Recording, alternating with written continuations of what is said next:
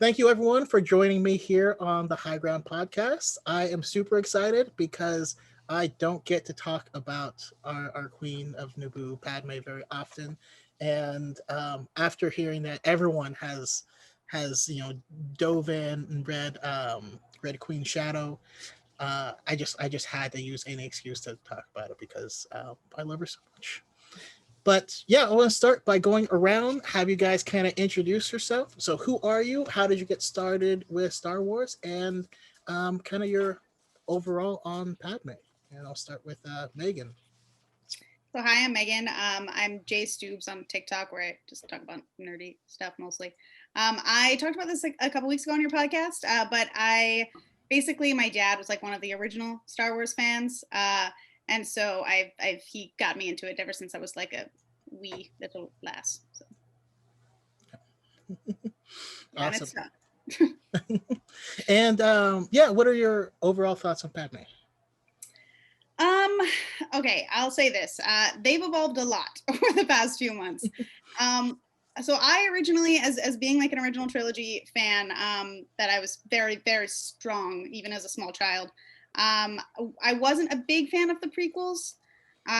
So it took me a long time to come around. I did a big rewatch a few months ago where I just went through all of the prequels. And it kind of just like, it was nice to take an extended break from them because especially being a Leia fan at first, it was weird for me to come in, and Padme's just so different. Um, but yeah, the more I've gotten into and also exploring the expanded universe, yeah, I feel like I understand her better now, and I really admire her. But she's definitely like more hopeful and idealistic than I am, so I think that was like where we drew apart at first. But no, I think overall she's such an inspiration. Awesome. I love it. And Mary Lou, same to you. Hi guys, I'm Mary Lou. I'm Miss Eggy on TikTok. Primarily just do Star Wars content with a little bit of different stuff here and there.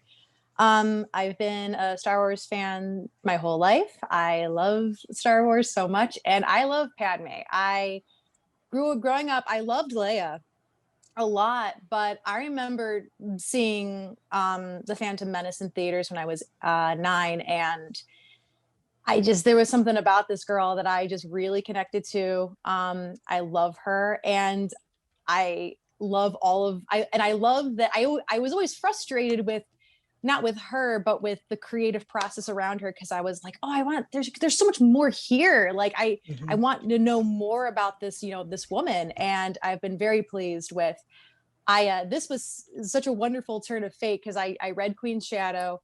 I read the Revenge of the Sith novelization, and I just finished Queen's Peril. So I'm like fully Padme ready. So I'm excited to talk about her. Awesome. And I mean, the thing that turned me on to Mary Lou's content in the first place was her drunken rants about best. I want to. But I understand why you can't do them anymore. No, I want to do them, but after my last one, I needed a long break. I've been coming up with some ideas, so they're coming back. I promise. Okay. Soon. Yeah. Awesome. But yeah, those are amazing. Thank you. And then Allie. Hello, I'm Allie. I'm Elena.Tano on TikTok. I got into Star Wars when I was pretty young. My parents showed me the originals first, and then the first two prequels, and then I watched the Clone Wars for its whole run. And I was fairly indifferent about Padme for most of my childhood. She wasn't Leia, and I didn't like that, but I was also very young. And then as I was rewatching the movies, and when I finally watched Revenge of the Sith, because it was PG-13, I wasn't allowed to watch it because I was too young. When I finally watched it, I started to realize I liked the prequels more, and prequels are still my favorite era, and that is very much in part to the politics. I just prefer the Republic politics more than the New Republic generally. And part of that is from the Padme novels. I read them right after I finished the Ahsoka novel because I was trying to consume as much Star Wars content as I could, and they made me love her so much more. And she is honestly my favorite non-Force sensitive character in all of Star Wars. Yes. She and Sabe both. I love Sabe. I will talk about her as much as I possibly can to anyone who will listen. So I'm very excited. Sabe is dope. And then like so I was turned on to Ali's content because she made a post about finding out what everyone else is reading. I'm like, oh, someone else reads stuff. Like, all right, you're my friend now. You've been adapted. I would like to point out that I just finally finished Dark Disciple because I was behind, and you emotionally destroyed me with that. So I'm upset with you a little bit. Yeah, it happens. It happens. And Alex. Hi, I'm Alex. I'm SoCal Costumes on Instagram and TikTok. I don't know why I keep thinking that I changed my username. I never do. Uh, every time. And I was first introduced to Star Wars when I was 5, and I didn't actually get a full watch through until I was 7. Right? Yeah, because it was right before Revenge of the Sith, 7 or 8. And so I thought like Empire Strikes Back was the only movie, which you can probably understand why that's so upsetting. And I was very confused. And then my family did the whole like, okay, you're 7 years old and there's a Star Wars movie coming out, so you got to watch all of them. And watched all of them, and I was hooked. Awesome, I love it. And then yeah, your overall thoughts on Padme? Much like Allie, I loved Leia so much that Padme kind of seemed secondary, and this is gonna be a hot take. Sorry.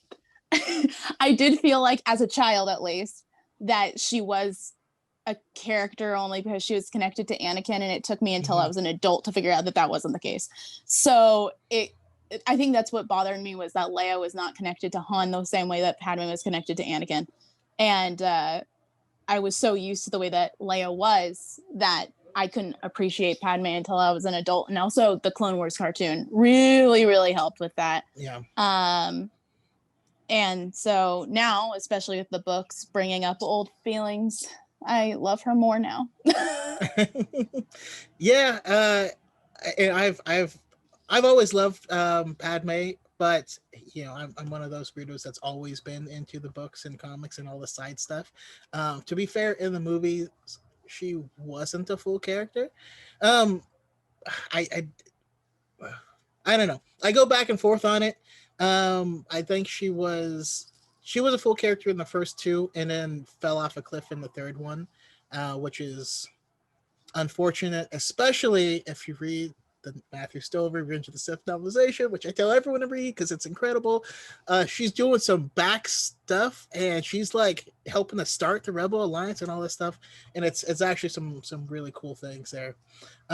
Also, this is totally random, but Megan, you shared with me that you just read Master and Apprentice, Yes. and am I crazy, Oh, good. or is Pax and Rahara just like amazing? Like, so incredible. I kept thinking that I was just gonna be like sucked into the Anakin, to the Obi-Wan and Ewan and McGregor, Qui-Gon, yeah. Obi-Wan, yeah, Qui-Gon Jinn and Obi-Wan. But I was completely distracted the entire time with these side characters, and then like the story with the Queen, I was just like, I was blown away by that, and it was everything that I wanted from like more Qui-Gon Obi-Wan stuff. Yeah, that's Claudia Gray. Everything she touches is absolute gold. Love her. Love her. A goddess.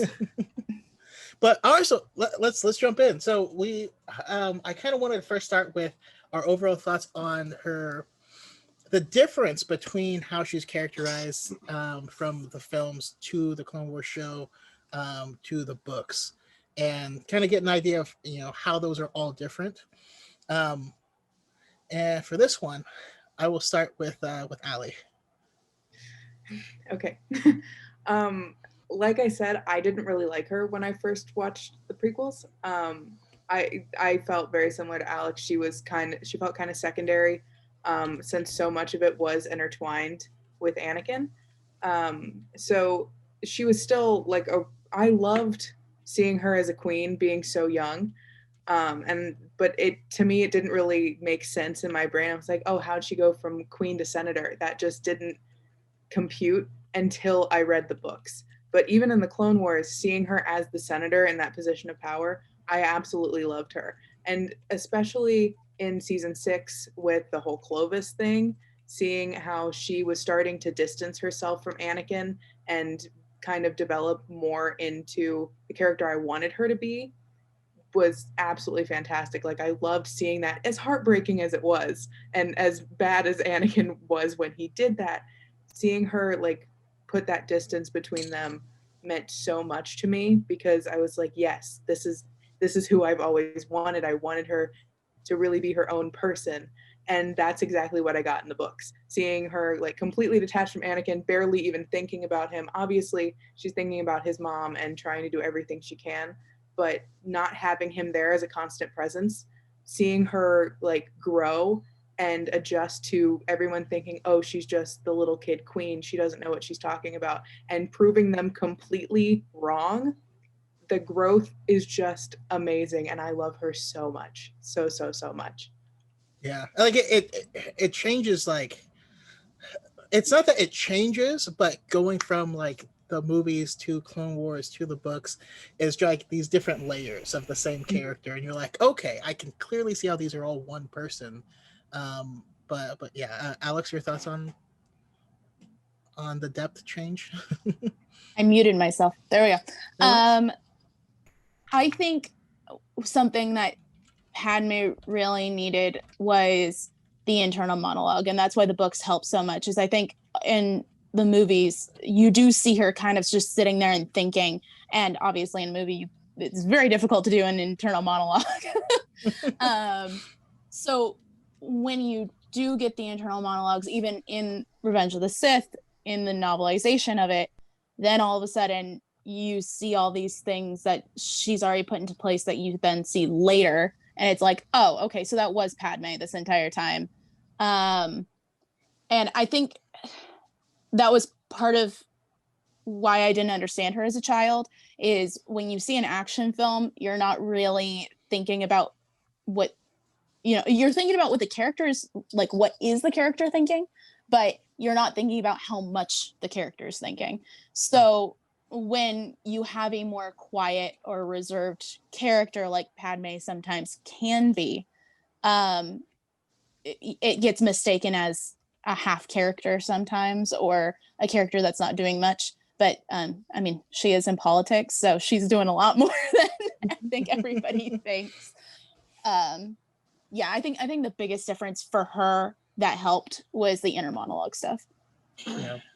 Yeah, especially like when you find out the reason behind the big dress and all the stuff. Like, it's really cool. And Megan, your thoughts? So yeah, I feel really bad for film Padme. I as I was rewatching the prequels, I didn't come at it as harshly as I had in the past. And I at the time I watched them, I still hadn't seen any of the other media. But mainly I just, I talk a lot on my channel about representations of women in media and like the causes for where the failures come from. And it just seemed clear to me that with Padme, there clearly were not enough women involved in the creation of the character or the writing of the character. I know a lot of people talk about George Lucas like divorcing from his wife in between the original trilogy and the prequels, and like the hand that she played. I also think that Carrie Fisher like just fully helped so much in fleshing out Leia. But yeah, I felt bad because you see her doing all of these incredible feats, like when she's in the arena, like you're like, oh my god, these people are, two Jedi, sure, they're fine, but like this is like some little teenage queen, and then she like fully holds her own, and like she does all of these amazing things, both like physical feats, and then also she's just like incredibly poised and charismatic in the Senate. But then I don't know, she tends to be like a punchline a lot of the time, and the line "hold me like you did in Naboo" will haunt my dreams for the rest of my life. Like, it's just I really I cannot with that line. But then she also has one of my favorite lines in the entire franchise, which is, "So this is how Liberty dies, with thunderous applause." So yeah, I think that in the film she got done dirty, and I feel really bad for her.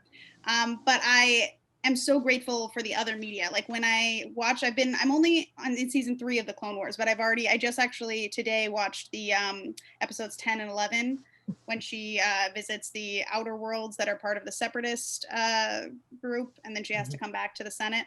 And, I mean, her characterization in the Clone Wars is fantastic. I still, my one of my biggest things with Padme is I still never understand the Padme Anakin thing. So that's been a hard block for me for a long time. But putting that aside, I love Padme. And then reading the books, Queen Shadow, I mean, it literally just like shook me. I was completely overwhelmed. The aspect of her handmaidens and how loyal and motivated they were to protect her and serve her because they just fell in line with her vision.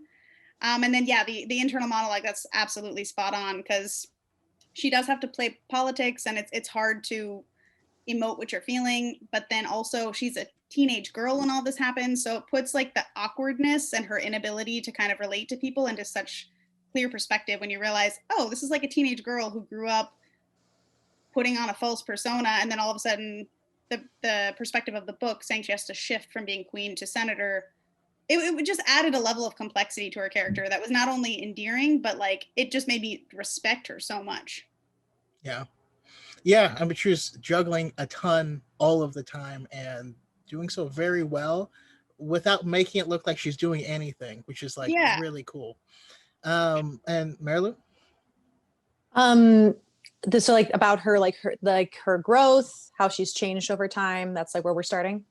Yeah, I mean, how the characterization differs from like films to the shows to the books. Okay.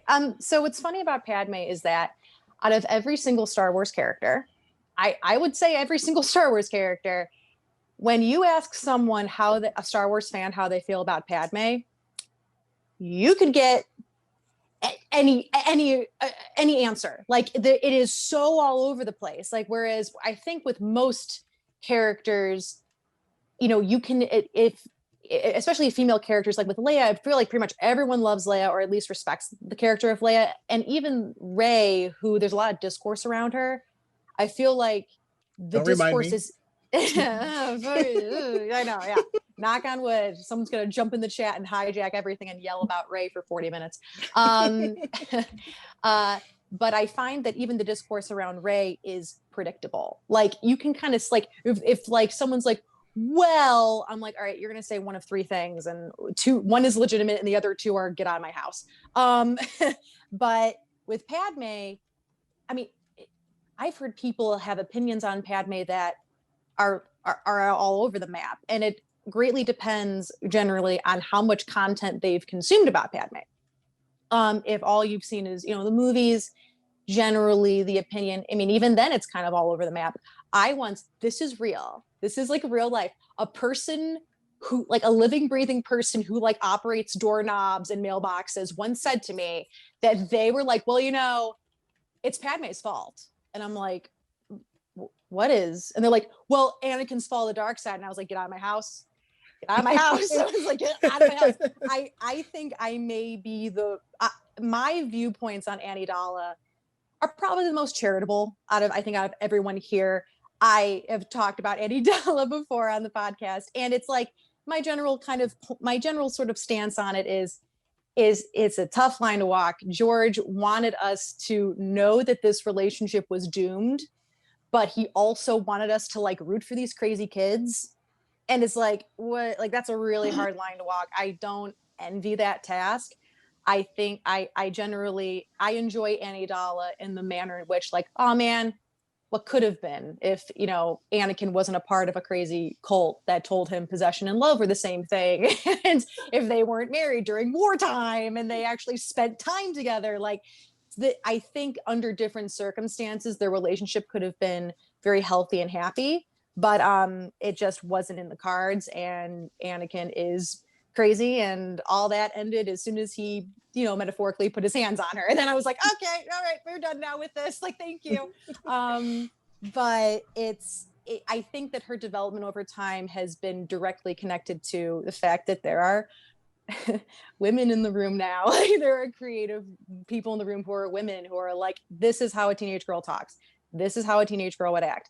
This is how a young woman would act. This is how a politician would act who's just getting started, who's also a woman and has this history. I think that just lending more creative feminine voices to the way her character is handled and written shockingly, who would have guessed that it adds so much? And I think that it's for the best, because I love her character.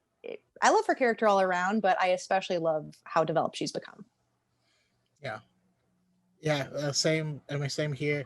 I just, I mean, it's like you say, their relationship was the Clone Wars.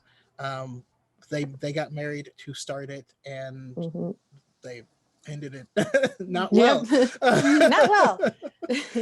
And so it's just like it's something where it was obviously doomed from the start. It's one of those things where it probably wouldn't happen that way in real life in the situation, but it needed to create the characters that we would eventually get to. But I do agree with you with not having probably enough women in the room, which, you know, last time I had you on, I pointed out to this outfit being the only one that George Lucas actually designed that himself. All the other outfits that she's in is designed by a woman. So it's that makes so much sense. I've always hated that outfit so much, and the context that it's put in, like, it makes no, like, yeah, that makes. Here's the thing though, when it has the feather shawl. Yes. I agree. When it has the feather shawl, it's really pretty, but as soon as she takes the feather shawl off, it's like, come on. That's just that whole, like, fireside, we're not gonna sleep together, but I am wearing this next to a fire. I'm just like, what? I mean, I don't think George had anything to do with this, because I think his hands were off of it at this point, but the dress that she wears to the dinner with Clovis falls into the same category for me. Like, who packed I do that? remember that. Who packed that? Also, from like a costumer point of view, there's no way to make that. Like, it doesn't happen. So that haunts me. I'm like, how does it stay up? How does it stay up? The Force. She is so strong-willed that no, but this is exactly why I wanted to have, like, you guys on here. There's just a lot of stuff that I miss, but even like just little simple things, like when you read Queen Shadow, in the beginning, it starts out with them like on the lake, you know, and she has the lake dress, which is backless, so she steps into it from the back to put it, like, they're just talking about it. There's like little stuff that, like, oh, that makes sense. Like, I've never even considered how this works, you know what I mean? Like, it's all pretty elaborate. But yeah, speaking of which, I want to jump into that book, because that is where we get the depth, we get the nuggets, we get the goodies, and I'm curious on how you guys feel about. I want to just start with the first half of it, right? It's from the opening of the book until she calls Sabe back, who is doing her mission on Tatooine. This one, I'll start with Marilu. Okay, great. So Queen's Shadow, oh man, the first half, it's so good to like to hear her. You know, it's so nice to hear her. And I like Queen's Shadow a lot. But I think I like Queen's Peril more. But that's not to say, I mean, like, I have my critiques of Queen's Shadow. My critique, I guess, my only real critique of Queen's Shadow is that I kind of kept on waiting for the plot to happen. Like, I was sort of like, so like, when's the plot gonna happen? Like, what's going, like, and I got to the last part of the book and I realized, like, oh, okay, this is just about Padme establishing herself in the Senate, making these connections, connecting with Bail Organa and Mon Mothma, and what the seeds of what would become the rebellion. And I was like, okay, that's totally fine. Her character is so strong in this book, and I think one of my favorite aspects is how you know the news treats her when she arrives. You know, is this just kind of this frivolous little girl, and what she's wearing, and how her hair is, and it's like, it's not concerned with her with her political stance, with what policies and what legislature she wants to push. It never asks that. It's just like, what was she wearing? And oh, look how stupid she is. She got lost. And I think that, like, I remember, because I read and I listen to the audiobook. So like I would read it for a bit and then I'll listen to the audiobook. And I was like, I remember I was cleaning or something. And as soon as I heard that first broadcast, I was like, oh, I see what you're doing, E.K. Johnston. I see this. And it was just really cool about how we perceive women in public, women who are, especially young women. I mean, older women and young women. I mean, older women have their own set of biases and struggles, but with young women, it always comes back to how they look, and what they messed up, and I thought that was very clever and a really good, strong kind of narrative outline throughout the book. So really strong stuff there for the first half.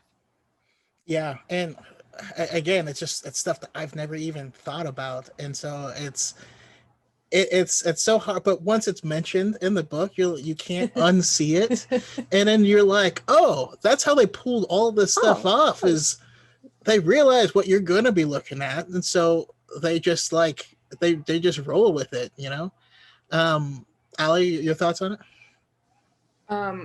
My favorite part of the first half was kind of seeing how she came to terms with the fact that she either had the choice to live her life or continue to serve, and like seeing, like I always knew that she was a really young queen, but seeing her be like, okay, I'm only 18 and I'm about to go give up another huge chunk of my life to service when I haven't gotten to see any of my friends. I've contained my name, like nobody knows who I am really, and seeing her have to come to terms with that was really, really interesting to me. But also just the way that they introduced all of the handmaidens to me was absolutely beautiful. I love them all, and seeing, like, just getting the little nuggets, especially getting those, like, the full backstories later in Queen's Peril, like just the little tiny nuggets about them. Like, you don't know exactly what Erte's good at, but you know that she's really smart. You don't know exactly what Sabe's whole role was until you kind of develop it later in the book. Like, you knew she was the decoy, but why? And it just, to me, the way that everyone was developed from the get-go just completely revolutionized all of it to me, because I was like, oh, it's just a bunch of girls who hover around her. But seeing that all of them had the specific roles, even if we weren't going into them fully, that was probably my favorite part. And then also, of course, the way that she was covered in the news and how everyone just thought she was a bumbling idiot because she was so young. Like, no, she's a genius. Stop being mean to her. Like, people are trying to kill her. Don't put the blame on her. So yes, I love it. I love this book. Yeah. And that's like, I had to have you on because last time we spoke, you were like, I literally have it right here, and you're just like, it's still sitting here. So yeah, I had to. We are brave, Your Highness. Alex, your thoughts on it? Okay, first half of the book. We're going up to Sabe, yeah? Sabe coming back? Yes, yeah. Okay. So I remember, I think I saw a live stream with E.K. Johnston. She said that one of the things that she kind of struggled with taking on the project was the handmaidens, and how, they kind of are just a pot of women hovering around her, and apparently one of them is a decoy, who knows which one. And it's a weird thing to be like, here's a main character and then all these other characters that we've given names, but like nothing else. And she decided to give them all very unique roles, and each one is completely different. And I have always been, as a woman, way more likely to be friends with guys than girls. It's just, and it's not that I don't get along with women. It's just like, it's just easier for me. So seeing a group of women who, granted, it's their job at first, become like the closest of friends, and they're just completely there for each other, and they understand, yes, it's a job, but also we're all close. They don't get along all the time. They go over that.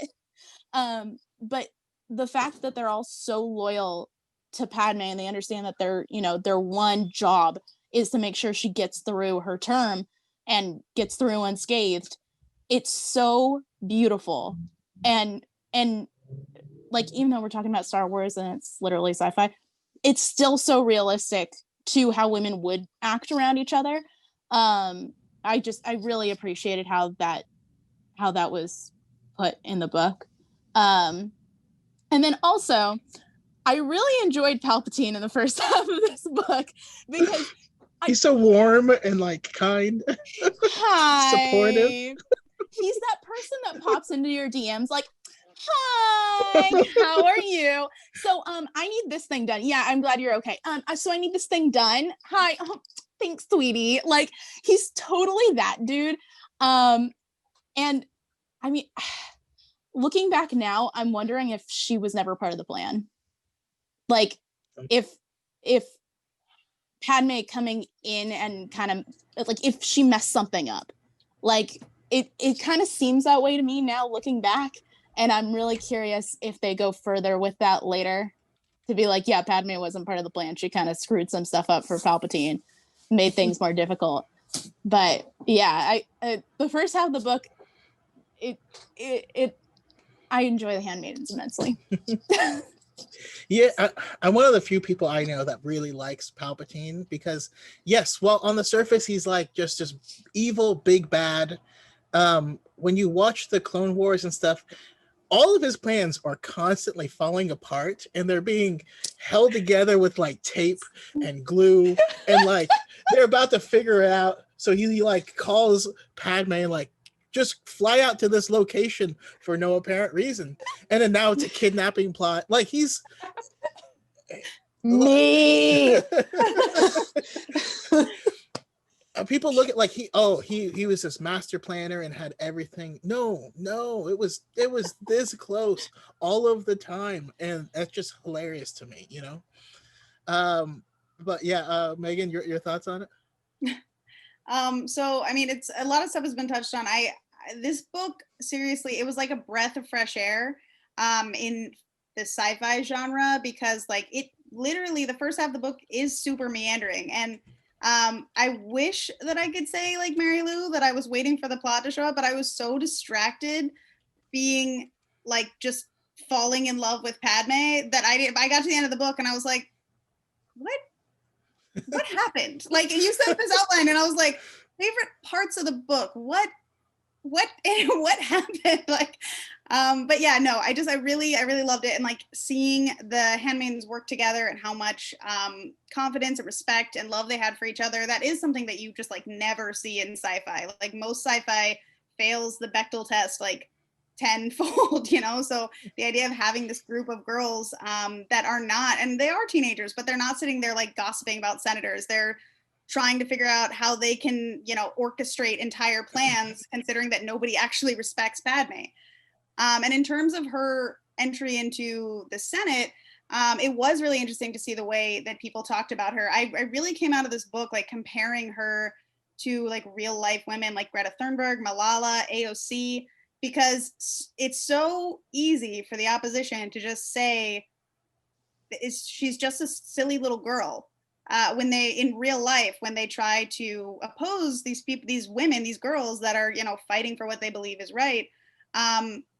And it really contextualized, you know, Padme's character and her struggle for me, seeing that level of depth. I really love the amount of fan service in this book. I mean, I feel like you have to expect it from like a Star Wars book, but especially in the beginning when they're by the lake, and like the little details of like the election and everything you learn about Padme's wardrobe, like you mentioned, and like the safety protocols, like creating the character of Amidala, just the entire thing. And I think that that's one of the reasons why we as the audience don't connect very well to Padme, especially in the beginning based on the films, because now we can look back and say, well, they were just doing their job extremely well. She was just playing this cold, calculating politician role, and the handmaids were assisting her really well.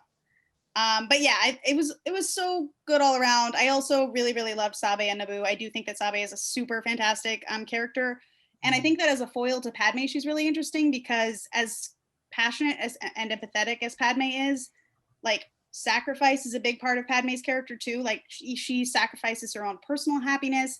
She understands that like she reminds me kind of like, you know, Spock or a Vulcan in the way of like the good of the many is better, you know, the good of the many outweigh the needs of the few.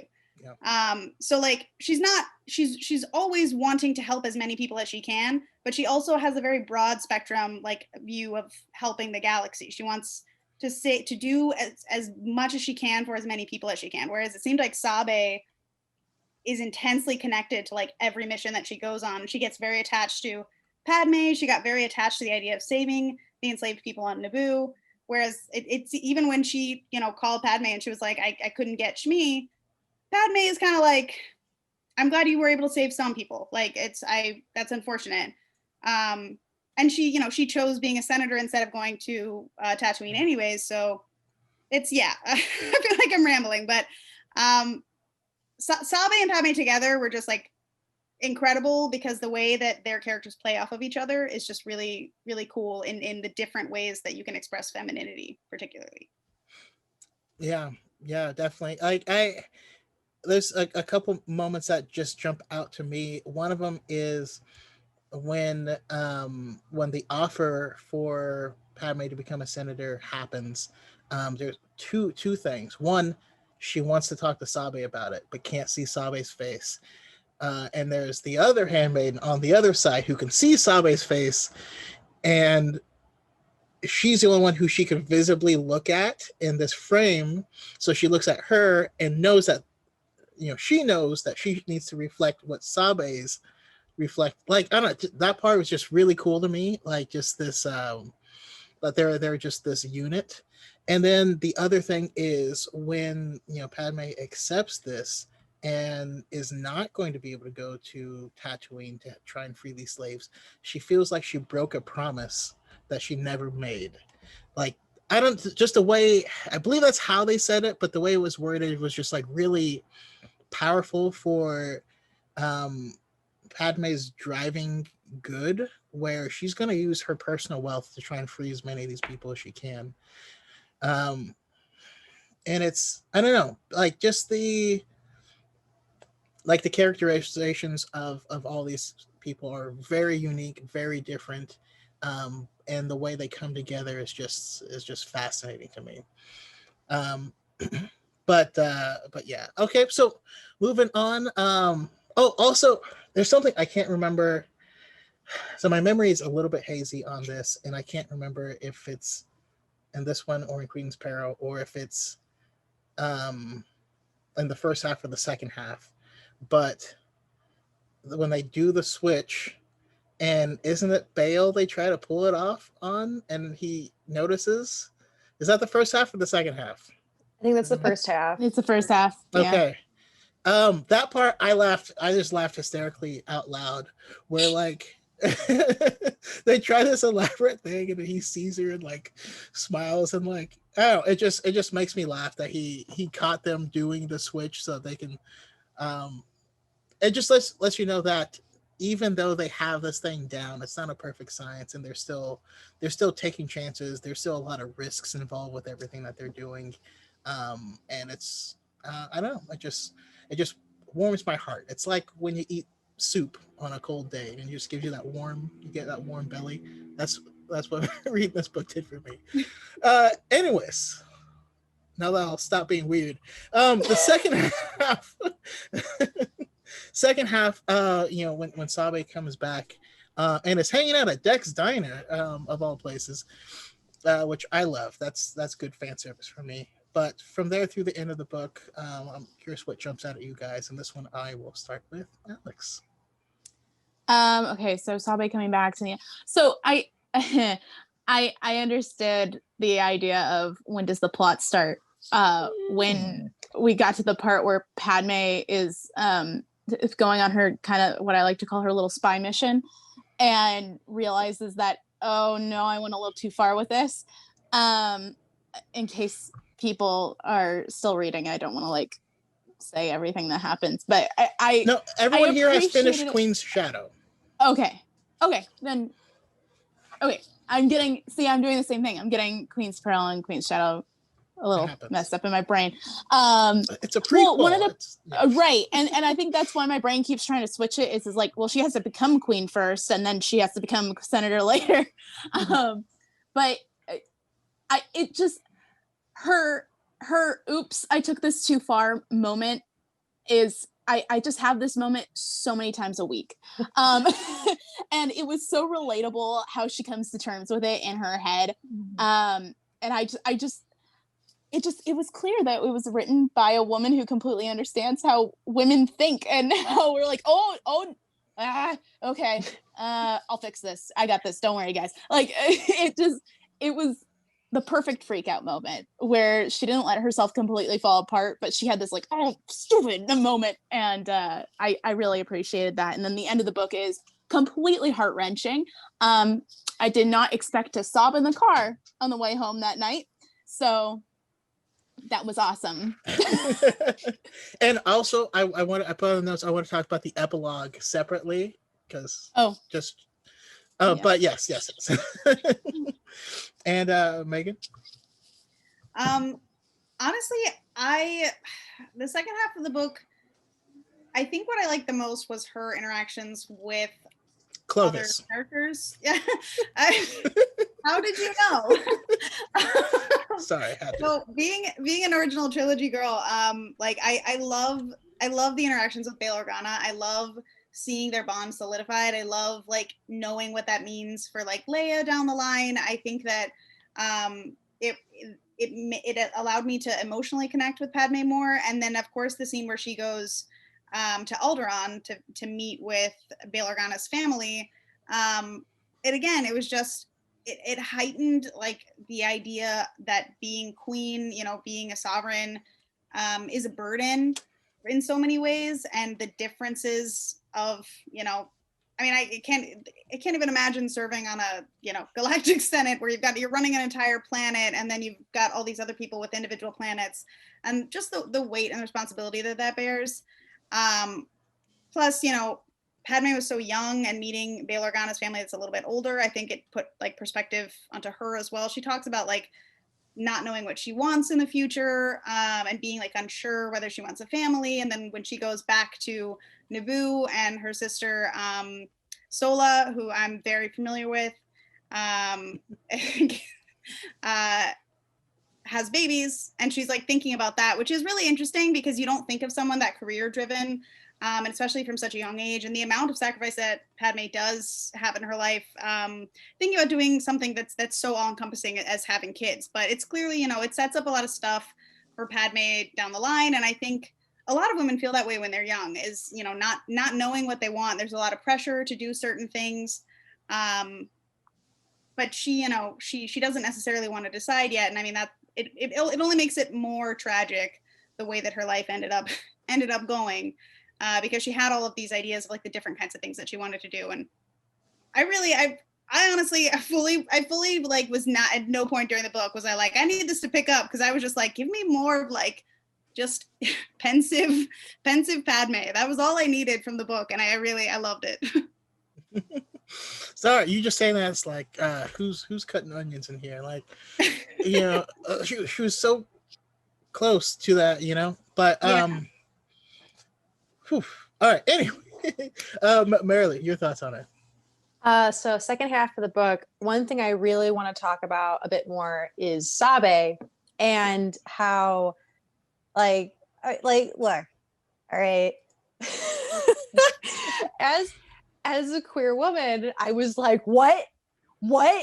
Yes. I was like, wait, she really Jews and ladies? Like, heck yeah. I think, as I spit, I got excited. I think that, I think you would categorize her as pan, because she seems to be interested in many different types of like species, and like I don't think that there's a cap on her gender preference. But as a woman who loves men and women, I was just like, oh my god, and her relationship with Padme, like she, and I love that they never explicitly say it.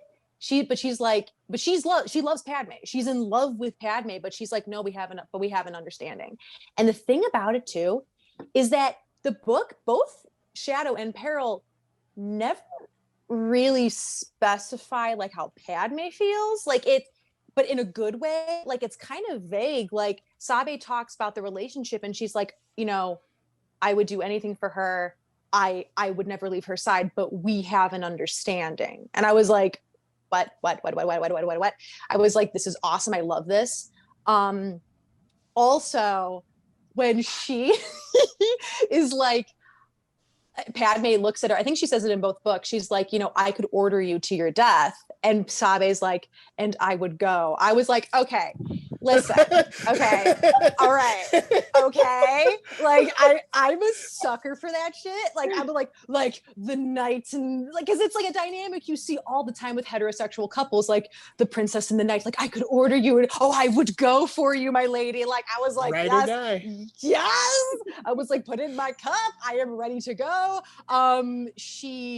It's like, and I think I'm also a sucker for like, we would be together, but we are separated by duty. Oh God, that's catnip for my girl brain. I think like, that's like an Obi-Wan Satine dynamic, it's like, oh my God, like the monk and the Duchess, like, holy shit. Like, yes. And I really felt that kind of come through with Sabe and Padme. And I was just thrilled that it was on the page in front of me. I was like, what? Yes. And I think that was definitely a standout for me. And to your guys' point, like, even I know that I was kind of waiting for the plot to happen, but I agree with you guys. Like I like 5 hours or like 2 hours had passed on my audiobook. I was halfway through the book and then I listened to the audiobook for like 2 hours and I was like, and I was just kind of sitting there all like nice and chill. And then I was like, what?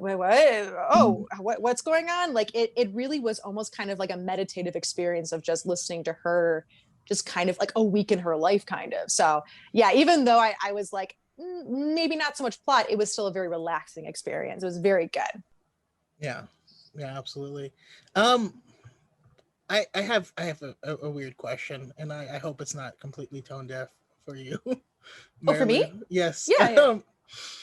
So we do know that two of the handmaidens did end up together. What was that, Sache and Yane? Sache and someone. Yeah, I think it's Sache and Yane. Is it weird that they're like body doubles for one another? Like they would look the same. Is that weird? I don't know. So there is kind of like this. Is that an ego thing? Look, I actually am. I'll try to keep this as brief as I can. So looking at what it made me think a lot of Paradise Lost, John Milton's Paradise Lost, which is like Adam and Eve in the Garden of Eden. The Satan comes, but he's kind of like a bad boy, like chill bro with like dark hair and is sort of tortured. It's not a big deal. And he comes in, but like all of the scenes of Adam and Eve in the Garden of Eden. Why am I picturing Sebastian Stan? Because basically. Okay. If John Milton knew that's how a lot of people viewed Lucifer, he would be so mad. It's such a Christian text. Anyway, it doesn't matter. So, but Eve is looking at her reflection in the Garden of Eden, and she's like mesmerized by her reflection. And it's kind of played up. The way John Milton wants us to read that is, well, she's very narcissistic. I mean, narcissism comes from the Greek god Narcissus, right? Or a figure, Narcissus, who drowned looking at himself in looking at his own reflection in the water. So there is kind of like, there was like a moment where I was like, okay, I don't know. It kind of struck me as a bit strange at first. I was like, I don't know if this is like an ego thing or if this is like, we look like each other. Like I wasn't sure how to approach that, but I think that I don't really have a problem with it, because I think that my general reading of it was when the girls are recruited, yes, they look like Padme, they all kind of look the same, but there is a lot of attention to which ones look the least like her. And I also think that the makeup adds a lot. It's like, okay, how we apply the makeup and the headpieces, there's a lot of attention to height and posture. And so I think that it's Panaka, right? Panaka, yes. When he recruits them, I think Panaka kind of operates under like all teenage girls look the same. They kind of like all look the same. Like, okay, fine. They're still growing up. And I think that that's more of kind of like these girls are seeing, instead of just seeing one another, they see like who each other truly is. And I don't blame you for kind of having that like reading, but I think that it's not as egotistical. I think it's not meant to come off as egotistical like that. All right. Sorry. I hope that wasn't like a terrible question. You're fine. It's totally legit. Yeah. Also, now that you mentioned, I do recall that they knew each other prior to that. You find out more about that story in Queen's Peril. It's actually really interesting when you get to that part, because they avoided each other for these same reasons. But Allie, your thoughts? Just to remind, we're on the second half of the book. I actually do have another point about that. Yeah. Sasha was never meant to look like Padme. Sasha disappeared, and that's why Panaka chose her. He never noticed that she was there, so he thought that she would be good to slip in and out and disappear. So she was the only one who never learned the voice and never did the makeup, because she was blonde and didn't look like all of the other ones. That's true. So, but the second half of the book, I have 2 points, and both of them expand on things that people already said. So first, Bail Organa. I love that man with my entire heart. And watching him kind of go from... He's my goal. That's who I'm trying to be, is Bail. Watching him kind of go from kind of feeling like everybody else, like, oh, she's too young for this, to figuring out that dinner party. That party where he looks at her and realizes that they've pulled the decoy maneuver on him, and she's like, you're in good company. The only other person who figured this out was a Jedi Master. And him realizing how smart she is and how much she actually knows, and just that development meant so much, because it's the exact same way I felt in the Ahsoka novel. Every time I see Bail Organa, I just get sad, especially when I have to think about him and Padme and how close they were, and the way he raised Leia. Like, that just, it breaks my heart, but I love him so much. So seeing the development of their relationship, from him kind of believing just what everybody else did to seeing her for who she really is, was one of my favorite things of the entire novel. But also developing on Sabe, watching her relationship with Tanra go through so many different phases, from they're kind of like stuck together and they don't really speak, to them ending up together by the end of the novel, but done in a way that wasn't like, oh, I'm so helpless, I have to have a man. It was more like they just grew so comfortable with each other that just felt natural. And I loved how slow the progression of that was. It wasn't like shoved in, like she came back from the decoy maneuver and it just happened, and it felt like so realistic and real. Like, obviously it's sci-fi, like it wouldn't ever happen, but like that is something that I could believe would happen. Like, you're living with this person, you're seeing them every single day, and you come home from a long day at work and you're like, you know what, it's time. So watching that, I absolutely loved it. I was sitting there and I was in my car and I was like, yes, yes, yes. Driving on the New Jersey Turnpike, like shaking my steering wheel. I was like, yes, it happened. So yes, I love Sabe and Bail, and they are my 2 favorite characters in the whole book. And just seeing the way Padme interacted with both of them was fantastic. Yeah. Also, I super relate to... There's been times where, like, I'm driving to the gym and I hit a good part in an audiobook, and I park, and I'm sitting there in my car, it's still on, I'm still listening, and people are behind me like, are you leaving? I'm like, bro, I might be here for another 3-4 hours. Like, you know, I don't know. Like, just go, man. Just go. No, I love it so much. And Alex? I already went. Didn't I? I was the last one. Oh, you were the last one. I'm like, I think I already said. Okay. I can go again. I mean. No, actually, there's another thing I wanted to bring up, and it's not a thing that happens, it's a lack of a thing. There's this kind of thought that goes around that Padme was like courting young Anakin as a 9-year-old child, and she wasn't. That never happened. he wasn't even on her mind at all. She's looking at him and thinking, I should probably end slavery, you know? And so I really love, because she, you know what I mean? He's not a thing. He's not on her mind. He's not on her radar. And she's, like, stop it. And also, so for me, I don't know why I have a weird, there's a lot of things I don't remember, but if I read a Star Wars book, I remember everything. and I can no longer separate all of it, because all of it is just, kind of swimming around. That's why I love having this connected canon. But this book and watching her relationship with Bail grow, and like, oh my goodness, like it kills me. There's so many things that just kill me now, because now I'm thinking of Bail watching Leia grow, and how much Padme means to him, and watching the similarities. And then my mind jumps to the Leia Princess of Alderaan book, when she runs into Panaka, and Panaka is like, oh my goodness, like, she's the spitting image, and her age is appropriate, and like, he's making all these connections. And then my mind jumps to what we're currently reading in the book club with with Bloodline, of the message that Bail leaves for Leia to kind of explain things. And then I just get sad. That's where it all ends up, just me sad.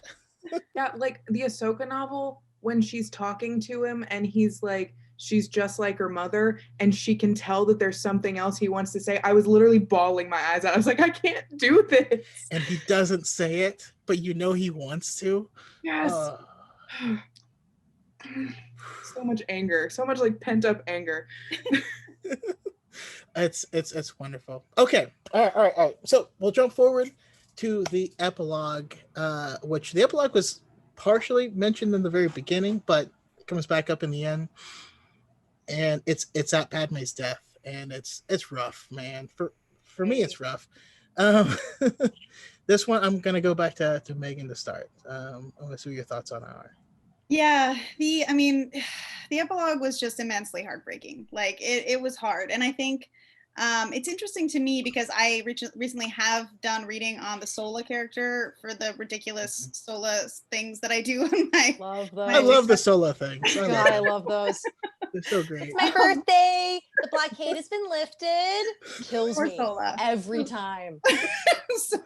Sola, so as much as Padme got screwed by the films, Sola was so irrelevant. And even in the book, like, I kept, especially since I had read up on her, I was like, okay, so they're going to talk about Sola a little bit, right? And then it's like, well, Sola decided she doesn't need a partner, and she's going to have kids, and Padme's like, I want to go see the new babies, but like diplomacy, like, which I respect, but it just shows more like Padme's line of thinking versus Sola.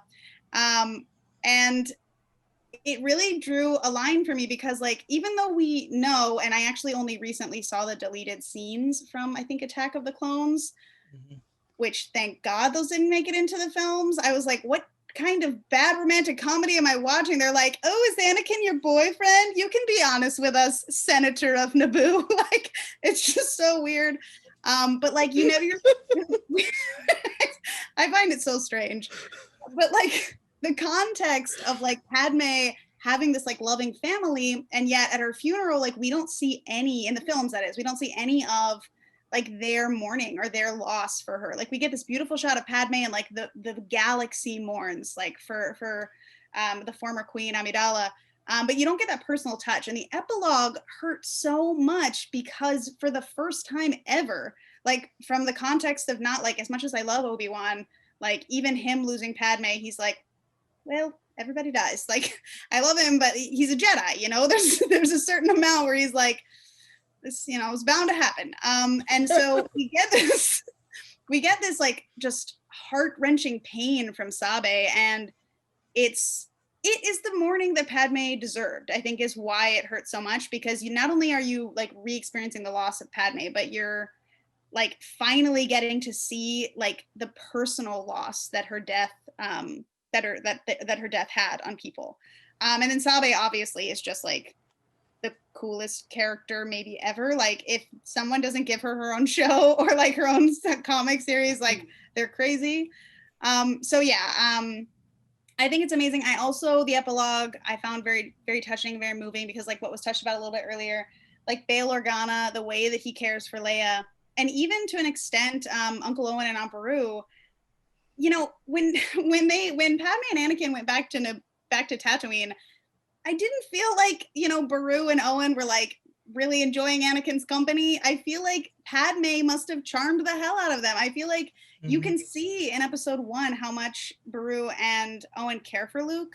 And I've got to believe that part of that is just that the effect that Padme had on everybody that she met. And, you know, that's why Luke and Leia had so much love in their lives growing up. Like, even though they had vastly different circumstances, they were surrounded by love. And I love to think that that's in part due to Padme and what a kind and caring person she was. Yeah. I mean, there's no way that Attack of the Clones Anakin was making a positive impression on Absolutely none. Like, I mean, and none. It's not so much his fault. He had other things on his mind. Exactly. You know what I mean? Exactly. And I mean, he's still technically a teenage boy. He's like a 19-year-old, like, who's going through a lot of things. And these poor people who are like, so Dad, you're saying that we're like related to this guy vaguely? Like, should he be staying in the house with us? Kind of energy. So I all the sand people. yeah. So I feel like Padme probably smoothed a lot of things over there. There's a lot of diplomacy that happened behind the scenes, I'm certain of. Yeah. And then also to your earlier quote of terrible dialogue, I also have to add to it the one thing that lives in my mind rent free is Hayden Christensen saying, no, it's because I'm so in love with you. Like, if you remember when he says this, I don't know, so love has blinded you. It my mind instantly cuts to Harrison Ford, being Harrison Ford, not Han Solo, on set going, nobody can read this stuff. That's where my mind cuts to instantly. I love it. But Marilu, your thoughts? We have the Queen Shadow epilogue. The epilogue. Well, first off, to Allie and yours point, Bail Organa is best boy. He is the greatest man in history. I love Bail so much. I completely agree with you guys. He is just, when they go to visit Alderaan and the way that he interacts with his wife, I'm like, yes, this is the blueprint. Like, it's so good and sweet. And it's not hard. It's You not. wouldn't think so. You wouldn't think. Also the oh god, what was it? Oh, fun fact. So every once in a while, like, I'll be in the kitchen like doing something, and my husband will walk in and he'll just stare at me, and I'm like, what? And then he'll go, "You're so beautiful," and then I go, "It's only because I'm so in love." And then we do the whole thing. And he's like, "No, it's because I'm so in love with you. Like, so love has blinded you." Like, it's like this whole thing. Thank God we don't have children. It's fine.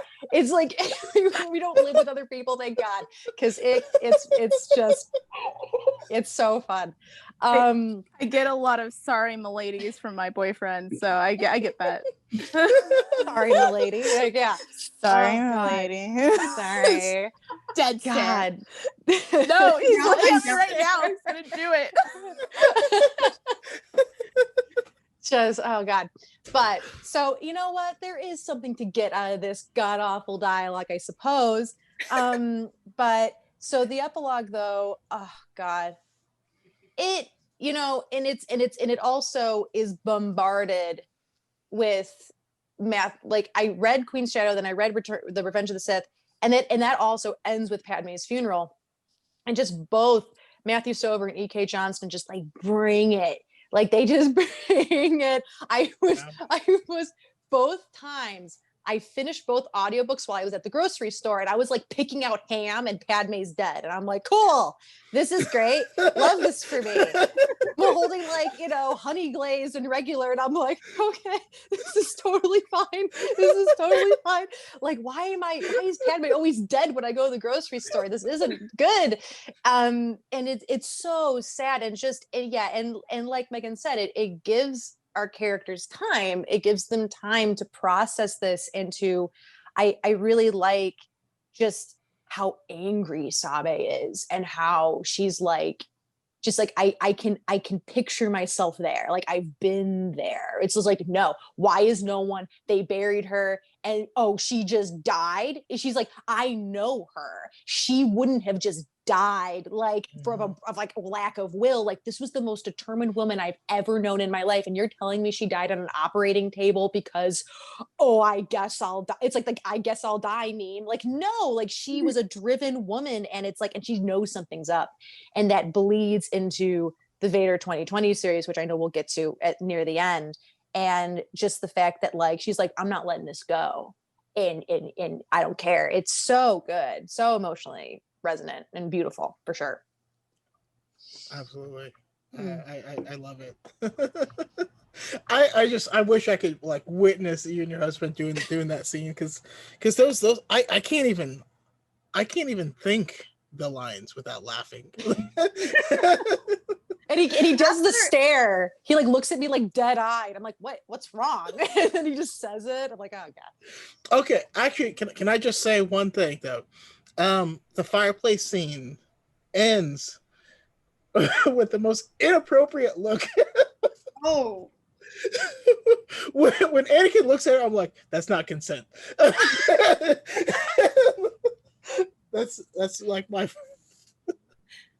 That whole scene is just so confusing. It's like mixed signals galore. It's like, I don't know what's happening, but I can see a lot. So it's very confusing. Look, as the audience, we're confused. I kind of understand why Anakin was so confused. Exactly. It's like, You make a good point. There are times where some guys are not taught to understand what's happening, and you're like, okay, so what am I supposed to do? Like, he's deciphering hieroglyphics. You're like basically taught abstinence only. Like, that's not helping anybody, okay? No. This is not how you prevent unwanted pregnancies, Padme. Like, come on. Like, I'm just. So you're saying is that they should show Attack of the Clones on loop at Planned Parenthood. That's what I'm hearing. Am I wrong? Happen. Do you want to keep your limbs? Don't get a girl pregnant, okay? Worst case scenario. But if she's on the fence, get a robot arm. If she's on the fence, just slaughter a village, and then she'll go right towards you. Yeah, that's hot. The steeliest heart. And make creepy stare eyes. Yeah. Don't blink. No blinking. Just creepy stare eyes. As long as you look like Hayden Christensen, it might work. I mean, I just made the post. Elena, Ali. Sorry. Your thoughts on it? I would, before I get into the epilogue, I would like to point out that none of us have mentioned what my favorite line from that whole scene is, and it is, "If you are suffering as much as I am, please tell me." And she just stares at him.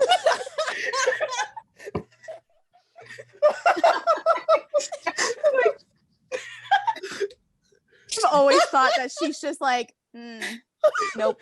That is a legitimate cry for help. Not really, but I for all men everywhere. This is, I have no idea what to do. Help me. Tell me. Although I will say I feel like everyone, I mean, men too, I mean, even I'm sure have been like on a first date where it's just like, oh no, like there's something like that's dropped and you're like, I gotta get out of here. Like this guy, this lady, this guy, this whoever is crazy. God, it's the way he like ends it too. Please tell me. It's like, okay. Yeah, and at that moment, Please. so for me, at that moment, the General Grievous meme plays of "Time to abandon ship."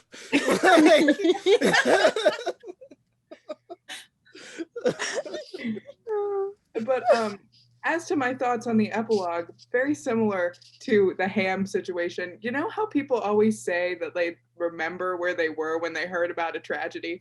I was in the Starbucks drive-through crying my eyes out during the epilogue, and I got to pick up my pink drink, and there was an older lady working the drive-through, and she looked at me, she was like, "Are you okay?" And I was like, "No, but thank you," and I drove away.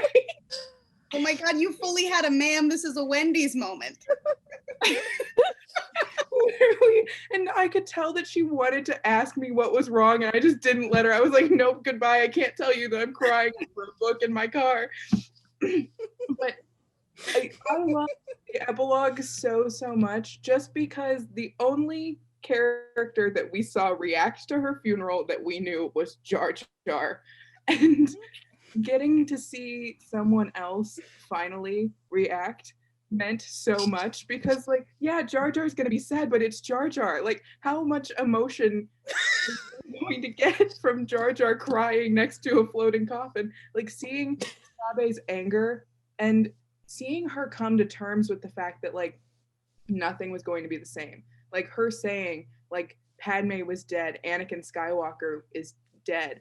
Like her realizing that everything that she's ever known is completely gone, and that she's going to have to like completely redo everything that she thought was true up until this point. Like the just extreme anger, and the way that Tanra kind of devotes himself to her just like she devoted herself to Padme, like knowing like, okay, no matter what you do, I'm going to follow you, we're going to find the answers that you need. I loved that like kind of went from her doing that for Padme for somebody else doing that for her. But yes, I was in a Starbucks drive-through just sobbing, and I just got my pink drink and moved on. Okay, so you saying that reminds me of this weird. I have a lot of really odd non sequitur stories in my life because I'm just I guess a weird person. But I've been the magical black guy before. This is in Northern California, Roseville, California, at the Galleria. There's a big like fountain. It's actually not a big fountain at all, but it's the only fountain like in Roseville, so people like It's impressive. yeah. And there was a woman crying at the fountain, and I was like, "What's going on? Are you okay?" And she told me like I don't know, something of what happened, and I was like, like I'm sure in your heart you know what to do. I was the magical black man that you see in the movies that shows up and just like, I don't know nothing about no senators, but where you got these out? I was Bagger Vance. Yeah, I was a magical black man in some random woman's story, and I would love to find out what happened. That would make me so Whatever was making her cry, she fixed it. It's fixed now. I mean, I guarantee you had like a huge impact on her mental health. I've definitely been that girl like crying in public before, and like the one person that comes up to you and you're like, thank you for caring, but also thank you for making me realize I gotta pull this together. Yeah, it just your comment just made me think of that story, and I'm honestly curious if she's okay. Hopefully. Alex, your thoughts? So like I said, I had no idea it was coming. I was driving home very late at night and it hit, and I was like, well, okay, I am now crying on the freeway. This is a good moment for me. This is definitely one of my best moments. And in that moment, I had the thought, if I get pulled over right now, I doubt this is a good way out. Please see, sir, I'm listening to this Star Wars book. It's very sad. Padme just died, and please don't give me a ticket. It will just, this is already a night ruined, okay? How am I going to explain this? Have you heard the legend of Darth Plagueis the Wise? I think you just pray that they're a Star Wars fan. Like, I get it. I read it last week. Like, you hope. But yeah, I I wasn't expecting it, like, at all, because the epilogue happened so far after the actual book ends. I did not expect that's how the epilogue would go. It's a lot. I'm glad that they did put it in. I did, talking about people, the only reactions we did get to her death. There's actually I think it's a BuzzFeed list of all of the handmaidens, and it's clearly a joke, but it's a really well written joke. And one of them, I think it's Ume. They said it's like rating the handmaidens best to worst. And Ume's like at the bottom, and it said, That's a bad idea. That's a bad start. And it was like, Ume is at the, like, near the bottom because she didn't do her job, which they say her only job was to die for her queen. And instead she's at the queen's funeral and she's not even bothering to cry. And I lost it. So for whatever reason, that was the funniest statement to me. The reason someone would get rated the lowest handmaiden is because they didn't even bother to cry at the person's funeral that they were supposed to protect. But yeah, I'll try to find the list and I'll post it on my TikTok. It's a really good list. But yeah, we do get some kind of strange shots at the funeral that really don't establish much of a mourning from people that she was connected to. And the shots we do get are like a queen that is not named in the movies.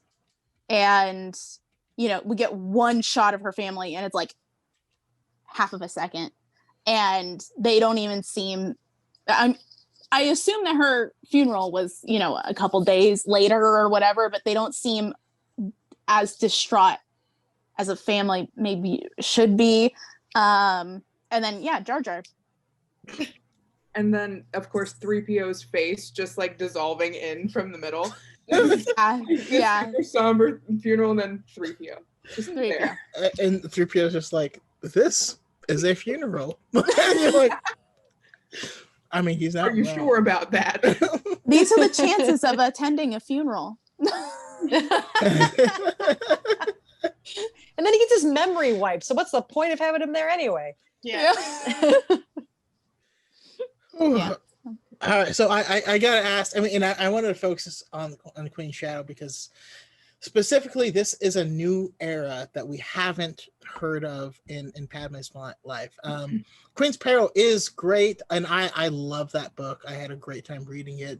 Half of the book is happening simultaneously with the first movie. It's really good. I would like to do this again with that book specifically, but I'm curious though. Has anyone looked into Vader 2020? A little bit. Okay. I'm aware of the Padme Sabe stuff, but I haven't read it myself. Okay. I'm in a couple communities where things get, I'll just say, they get spoiled really fast. Like as soon as the comic drops, there's screenshots and everything, and like I've just kind of condemned myself to it. Like I'm just gonna see it, and hopefully it'll pique my interest enough to actually go read them. So, and there's nothing wrong with that. I mean, that's why I jump on them right away because I don't want to risk that chance. Like, so it's actually. Like my wife understands this about me of like a movie I want to see comes out. I've already got both of us tickets for opening day. And I'm like, can you make it? And she's like, no, that sucks for you. Like, Yeah. you know, if it's your movie, I'll wait. This ain't your movie though. Like I'm seeing it. But yeah, for everyone present here, definitely read Vader 2020 because it is a ride. And also don't talk to Victoria Vader about it because you will break her. Victoria, I love her so much. Queen. I legitimately refuse to do Empire Strikes Back or Return of the Jedi without her. Like I won't do it. Good choice. Yeah. Yes. But all right. So speaking of that, I want to jump to the women's representation in Star Wars, and I just want to get you guys' overall thoughts on it. And we'll just start with just that. Women's representation in Star Wars. Like one of the big reasons, like Megan, when I found your stuff, you're so outspoken, which sounds negative for some reason. I don't know if that's for me, but it's not. It's but you communicate so well on women's representation in media, and I'm curious of what should we know about it? What are we missing? What am I missing? And how do we move forward? So I've been really passionate about women in media since I went to college. I studied film and I studied animation, and I'm old, so this was like almost 10 years ago now, and or maybe I don't know, about 10 years. But the first script writing class I ever took, the instructor, in no uncertain terms, like told us, so this is the kind of story you're going to want to write. These are the beats. We went over all of the basic things like hero's journey, that kind of stuff. And like, it was like lesson 1 or 2, it was very early on, where he was like, yeah, when you write stories, you probably want to write from a male's perspective, because men don't really want to try to relate to women. Like at the time that I was learning these things, it was just very matter of fact the way that it was brought up. Like, I think that like the Sony leak reaffirmed, like even when people don't want to admit that that's true, like the Sony leak reaffirmed that like this is still how people think in Hollywood. And it's such a niche part of feminism.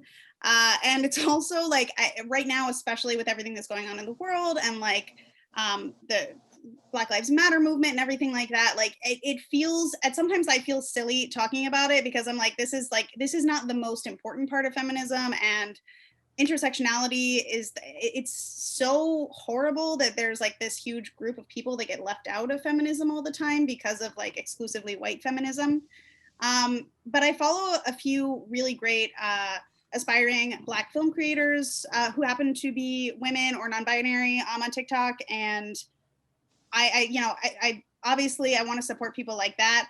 And I think that that's why when I talk about it, I try my best to make it about, not Star Wars is difficult, because I feel like Star Wars, with the release of the new Republic art that they just released, that's very exciting. But especially in sci-fi, still, like even where intersectional feminism is making strides, especially in sci-fi, there's still, when we do get women, they tend to be white women, or they tend to be aliens. So it's like there's a lot of work to go there still. But yeah, overall, the pushback on female characters is it's just specifically ironic to me, because there's still so few in Star Wars. So when I see people talking about like, oh, like women are taking over, I'm like, really? Like we get like 4 characters over the course of like a 50-year franchise. Like, Hey, calm down. but I like Ahsoka, so Yeah, exactly. And so yeah, the female representation in Star Wars, honestly, as I mentioned before, I feel like we got really lucky in getting the Queen Carrie Fisher as the blueprint for women in Star Wars, because that woman was a powerhouse, just a force of nature. And the energy that she brought to Leia, and like we all know the stories of the original cast with George Lucas, I know that she gave just as much pushback as Harrison Ford or Mark Hamill, and saying like, this character, let me, trust me when I say you want me to tweak this a little bit. So yeah, I think that the representation has a long way to go, particularly in Star Wars, but obviously across media. I talk about it a lot. One way that I think is really impressive so far is the books. Like reading this book by E.K. Johnston, Queen's Shadow, and then I want to read Queen's Peril. I've started like the first chapter, And then I did just read Master and Apprentice by Claudia Gray, and pardon me, the fact that the Disney canon is expanding in this way with female voices at the front is just, it's really inspirational. I think that they're learning, which is great. And then as far as what you should know, I think that you've touched on it a lot, where you talk about inherent bias. And it's important to remember that society still does encourage negativity towards femininity in a lot of ways, even in ways that don't seem really overt at first. And I think that that's why a lot of people dismiss Padme initially, because she's unapologetically the most character in the Star Wars canon. You know, that's exactly who she is. And it can be jarring to kind of have that shift in narrative and that shift in characterization. And even if you don't realize the bias that you might develop towards it as a man or a woman, because internalized misogyny is a real thing, and it's, you know, it's not something that men should like feel guilty about, because, you know, feminism is about all of us getting better and making the world better for everybody. But yeah, I would really just say to the people out there that want to do better, just genuinely think about the things that are out of your control and the inherent biases that you might have developed, and try to go into things with an open mind, because you don't have to love a character. They don't have to be your favorite. You don't have to personally relate to them. I think that my journey with Padme is proof of that. I'll never be like Padme, not in the ways that, you know, I admire about her. But I've learned to love her because I've learned to stop seeing the things that are different from me, or, you know, the upplayed femininity, as negatives. And I think that that's something that can just happen so subtly that you don't even realize it. So just like coming at it with acknowledging that and trying to say, I'm gonna do my best to just come at this with an open mind, can just make the world of difference. So that's my speech on feminism and media. Thank you for coming to my TED Talk. Yeah. No, I love it, and it's 1,000% apt, because, you know, I myself, when I speak, you'll notice that there's not a ton of bass in my voice, and that I realized that was an unconscious thing that I've always done to seem less threatening to people. And I think, you know, myself, even when the way I frame my camera is to make myself less threatening, because I'm a big black guy. I don't know if you're aware of this. I'm actually I'm pretty large and pretty strong. But I don't want that to be a thing. I don't. That means nothing to me. And so I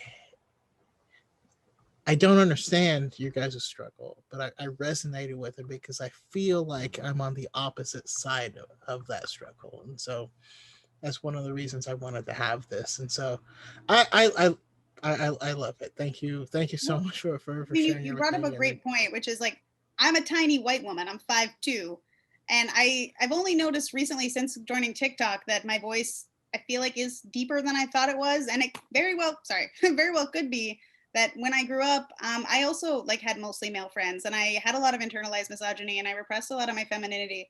And I, like, now looking back, I'm like, maybe this is like the way that I talk because I was trying to seem more important or more imposing. And that's the best part about, you know, the current feminist movement right now, is trying to let people know that no matter how you express yourself, no matter what the way you speak or the cadence, or, you know, the aesthetic that you choose to go for, like, it's just about letting men accept themselves and express themselves in their chosen ways, as it is about letting women do that. So I mean, I have a little boy, I have a little son, and like, I view the journey, the growth that we're on, is making a world better for him, so that he's never in a place where somebody tells him like, oh, you do this like a girl, or shame him for crying or something. Like, there's so much healing to be done for everybody, you know. There's so much healing. Oh my god, it's Yeah. crazy. And what's funny is I didn't even realize the half of it until like 4 years ago max, and I'm like opening this onion like, oh my god, everything I know is wrong. It's super thousands weird, of years. but but I believe we can get there. We're on the right track. We're totally on the right track. Yeah. And Mary Lou, your thoughts? So representation going forward, it's interesting. It's Megan is completely right, and also like Megan, like it's not frivolous to focus on women in media. Like life imitates art. So if that's like, honestly, like I've always looked at representation as in media as a first step to making things better. So you focusing on that is totally not, that's not something that you should be embarrassed of. I think that's because I felt that way too before. I'm like, it's a movie. Like, but I'm like, but like, come on, like every kid, I always say every child deserves to see themselves in the media that is made for them. That is very important. But representation going forward, what's interesting about I'm trying to think, I had a thought and then it like left my brain, is that, so one time I decided to dive into like the dark part of YouTube, and I was like, because everyone like hated Ray. I'm like, why? I don't get it. Why? And I like watched some of these videos and I was like, oh man. And this guy, like straight stone faced was like, well, Jin and Ray are women. What am I supposed to do with that? And I was like waiting for like the drum to like, I was waiting for the joke to drop, and I was like, wait, is this real? And I realized, I was like, women are people. You can relate to them. Like, and one of the things I find so strange is that one of the reasons why I like Ray so much is that I find that something that I get frustrated with a lot of female characters, and this is something that Megan has talked about a lot, is that oftentimes to make women more palatable for a male audience, they're often stripped of their femininity. And they're made like, just like cold, masculine, like, I don't care about dresses. And like, okay. But also my tits are out. Look at my tits. It's like, okay, okay. Yes. Yes. A woman. That's how we act.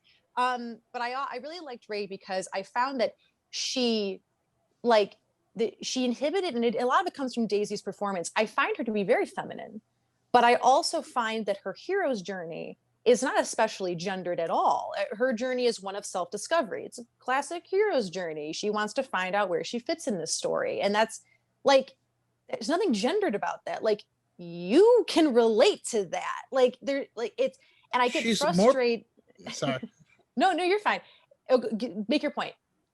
No, it's actually something okay.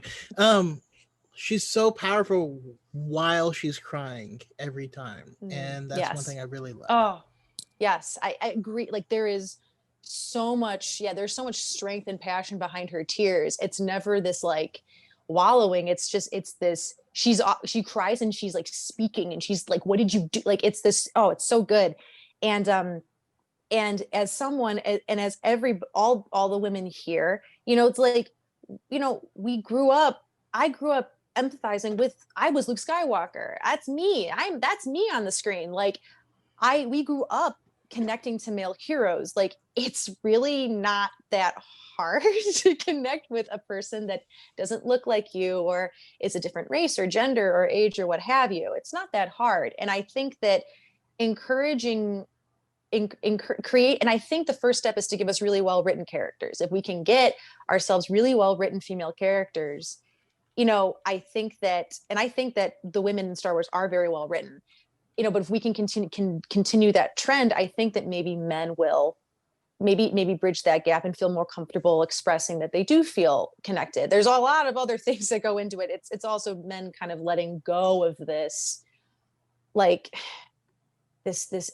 weird adhesion to like this, like I can't, it always comes back to, and I apologize for being very, very, candid about this, but it always comes back to, I can't be gay. I can't be gay. I can't be. There's this weird thing still with homosexuality, and it's like, if I connect to a woman, that means I'm feminine, which means I'm gay, which means like it's okay, Dylan, slow down. Like, you're here. I need you here. And there's a lot of factors that go into that we couldn't possibly get into, but it's not being afraid to connect with feminine characters. And I mean, And as far as you go, Brandon, like you are always so like, what can I do to be better? It like, dude, you are doing great. Like I can't think.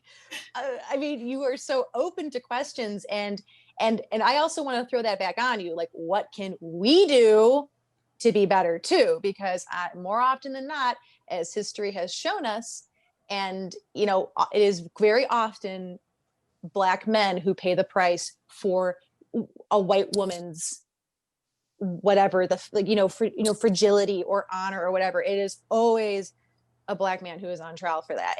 The relationship between white femininity and quote unquote Black aggression is very permanent, and it still exists today in this country. And I think that, yeah, so that goes right back at you. Like, what can we do to be better too in terms of racial representation? Because we need more women of color in these movies. We need more men of color in these movies. And so, yes. Well, to that, I'll say I've never thought about that before ever in my life. All I know is that when I played Star Wars on my elementary school playground, I was not allowed to be Luke Skywalker because I was Black.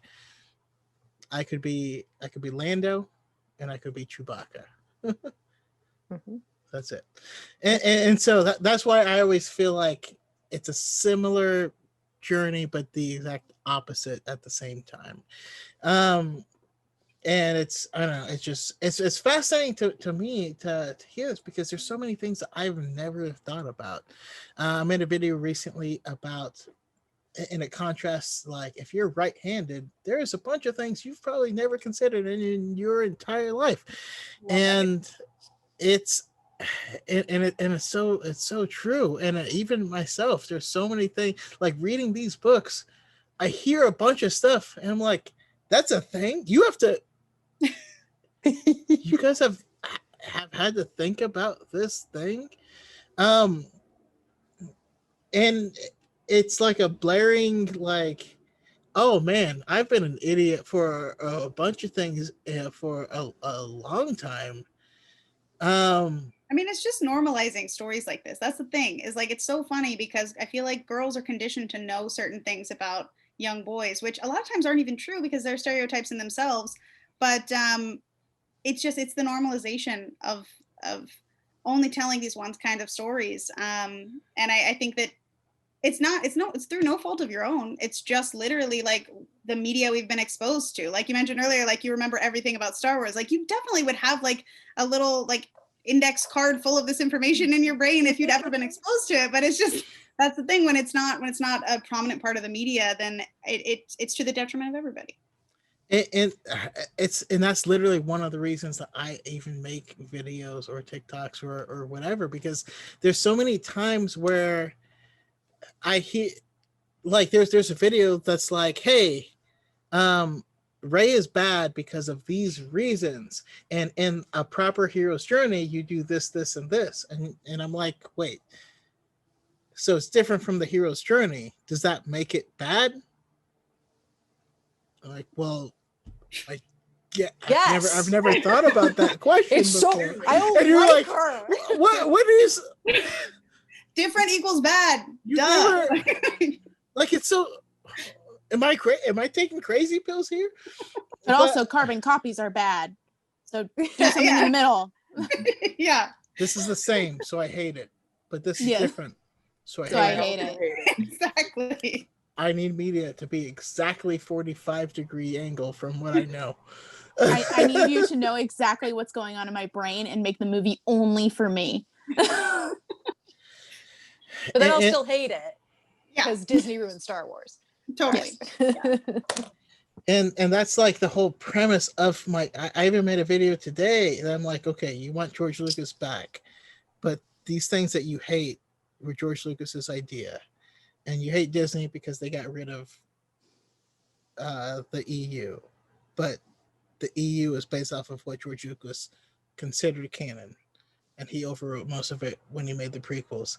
And like, I have no idea what you want. I mean, I was like alive and like aware when the prequels came out. Like, people talk these days, I hear people talking all the time like, oh, the prequels didn't get nearly as much hate as the sequels. I'm like, excuse me? Like, What are you talking about? I think Jay Kev made a video about that today, and I literally commented, I'm like, I was like barely aware, and I knew how much people hated those movies. That's all anybody talked about. Like, yeah. Phantom Menace got re-released in my theaters when I was like 11, so that was actually the first Star Wars movie I ever saw in theaters. 32 people showed up to the whole thing. It was there for like a month. 32 people showed up, and you're going to tell me that it didn't get as much hate as the sequels have. Oh my god, yeah, I fully believe that. Yeah, it's so weird. It's so weird. And like, you know, Jessica Henwick was almost cast as Rey's part. And if you don't know Jessica Henwick, she's an Asian Canadian actress. She was in the Iron Fist series. She was by far the best part of the Iron Fist series. And she would have killed it in that role. But I know that they couldn't have casted her, because if they did, people would, before seeing it, say that it was because she was Asian that she was casted. And like, no, she'd be amazing in that role. Having seen her, there's so many weird, like. Didn't she end up being Jess Pava? Yes, Yeah. she did. Which she had a really interesting interview about the whole audition process, and like she even seemed to be like, we all know why I didn't get it. Like she was so gracious about it too. Like she wasn't like blunt or like harsh about it. She was just like, this is what my casting process is. That's it. That's as far as I get. Like it was sad and heartbreaking, but at the same time she was so kind and professional about the way she spoke about it too. I was like, I admire that. I get that. Let's be completely honest about it. She got the role. She got it. She nailed it. It was her. But if you look at the art from before the movie was casted for the character of Kira, looks identical to Daisy Ridley. Identical. The art, the rendered art looks identical to Daisy Ridley, and I don't know. It's crazy to me, but I love Daisy. I love her. I do love Daisy, Yeah. and her portrayal was amazing and powerful, and I don't want to take anything away from it. What I want is for Jessica Henwick to come back as Sabine. And what I need is what's the actress's name? Simone. Basically, if you watch Marvel Netflix, I need a Daughters of the Dragon reunion in Star Wars. I just need Kelly Marie Tran to get. I'm still so mad about that. That was just so. I'm so happy that she's coming back. I don't even know what they could do for her, but I just want them to do something. Like give her own movie or something, because she's the voice of Raya. For the upcoming movie. She's Raya. Yes. And I feel like that's what they were like, all right. I'm sorry. Like, I want Disney to release a statement that like panders to all the people who are like, oh, they're rebooting the sequels, they're not going to be canon anymore, and like have them release a statement that says, yes, we're doing that. We're gonna have Rosie Marie Tran be the main character of the reboot, and just see what happens, because I just need that kind of incel rage to go on for like 24 hours. Just let them rest in it.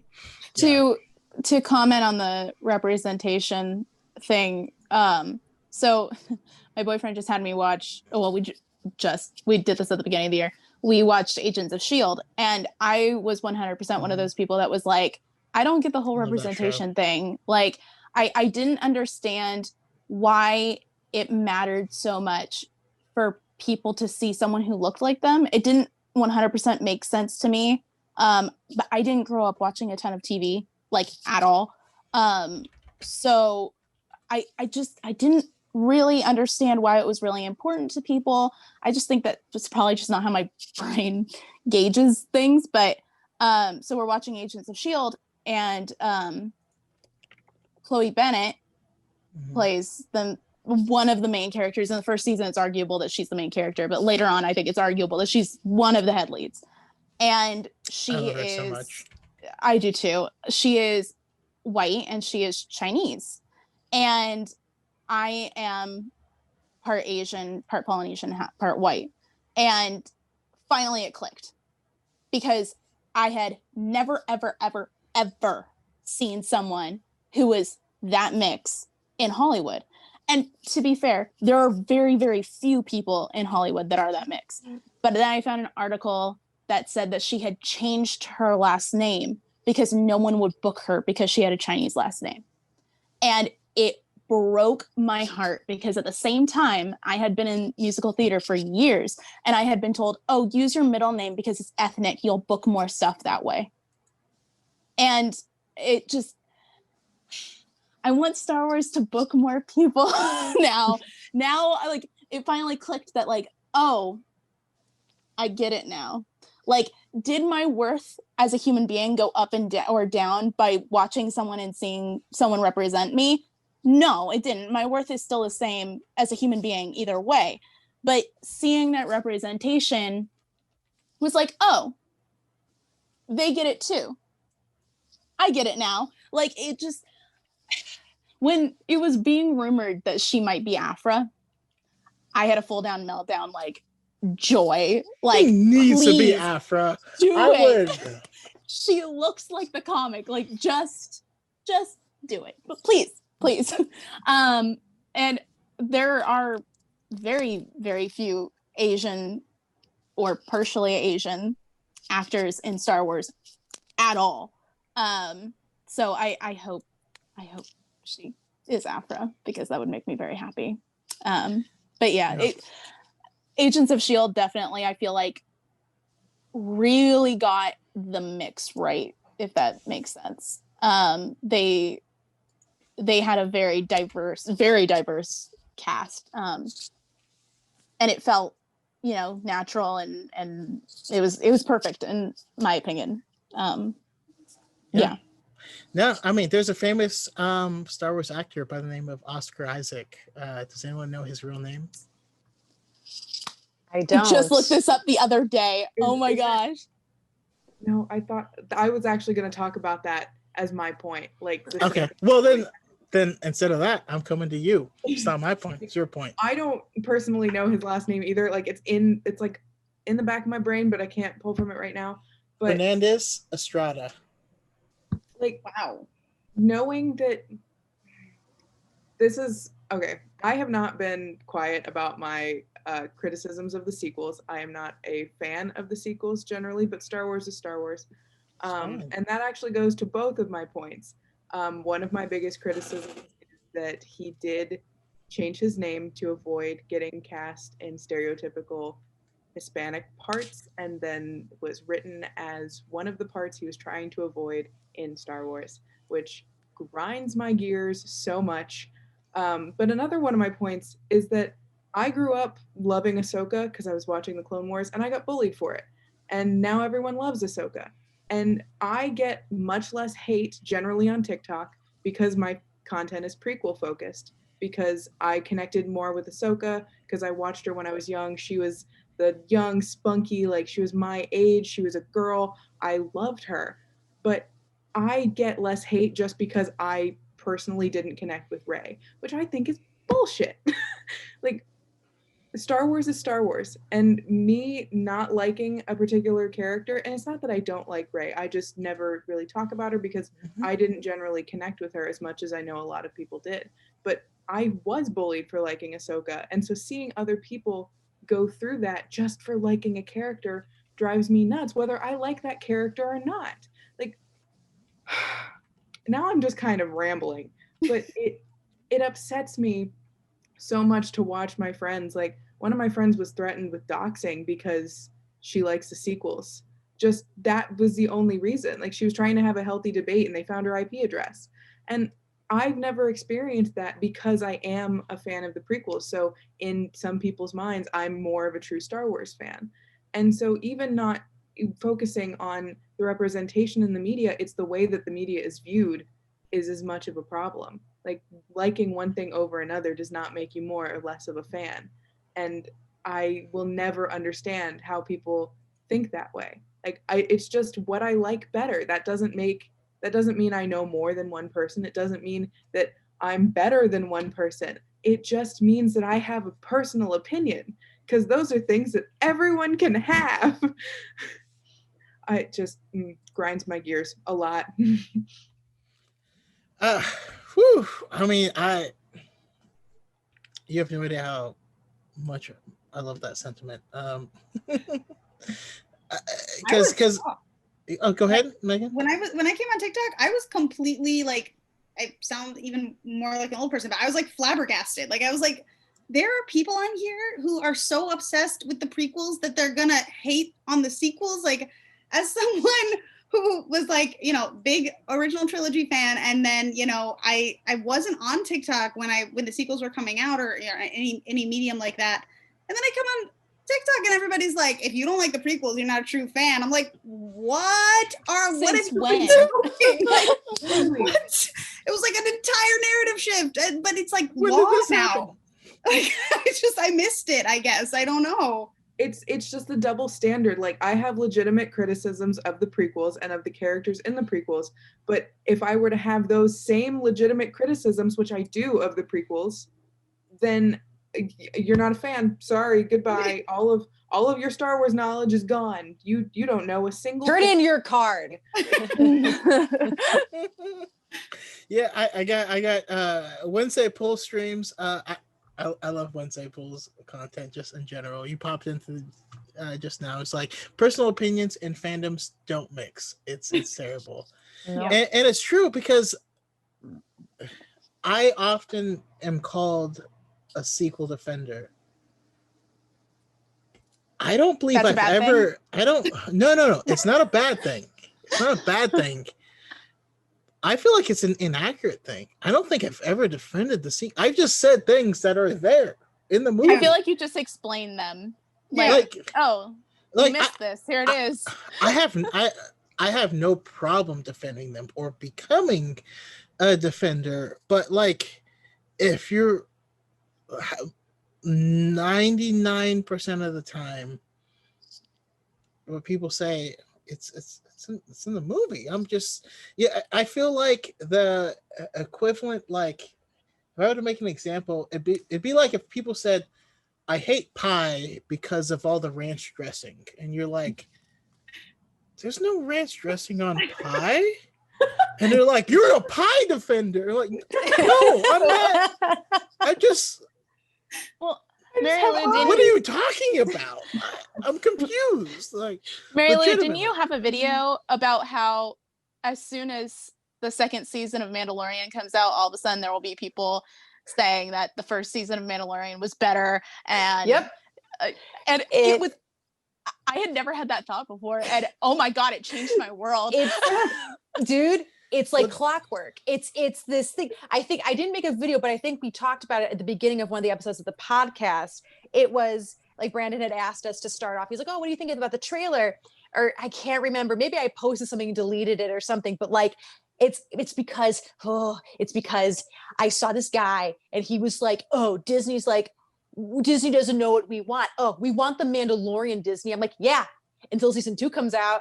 And then all of a sudden, well, season 1 was better. Well, season 2 is better. Well, you're not a real fan if you prefer this to this. I'm like, it's almost funny how it's clockwork. I know exactly what's going to happen. It's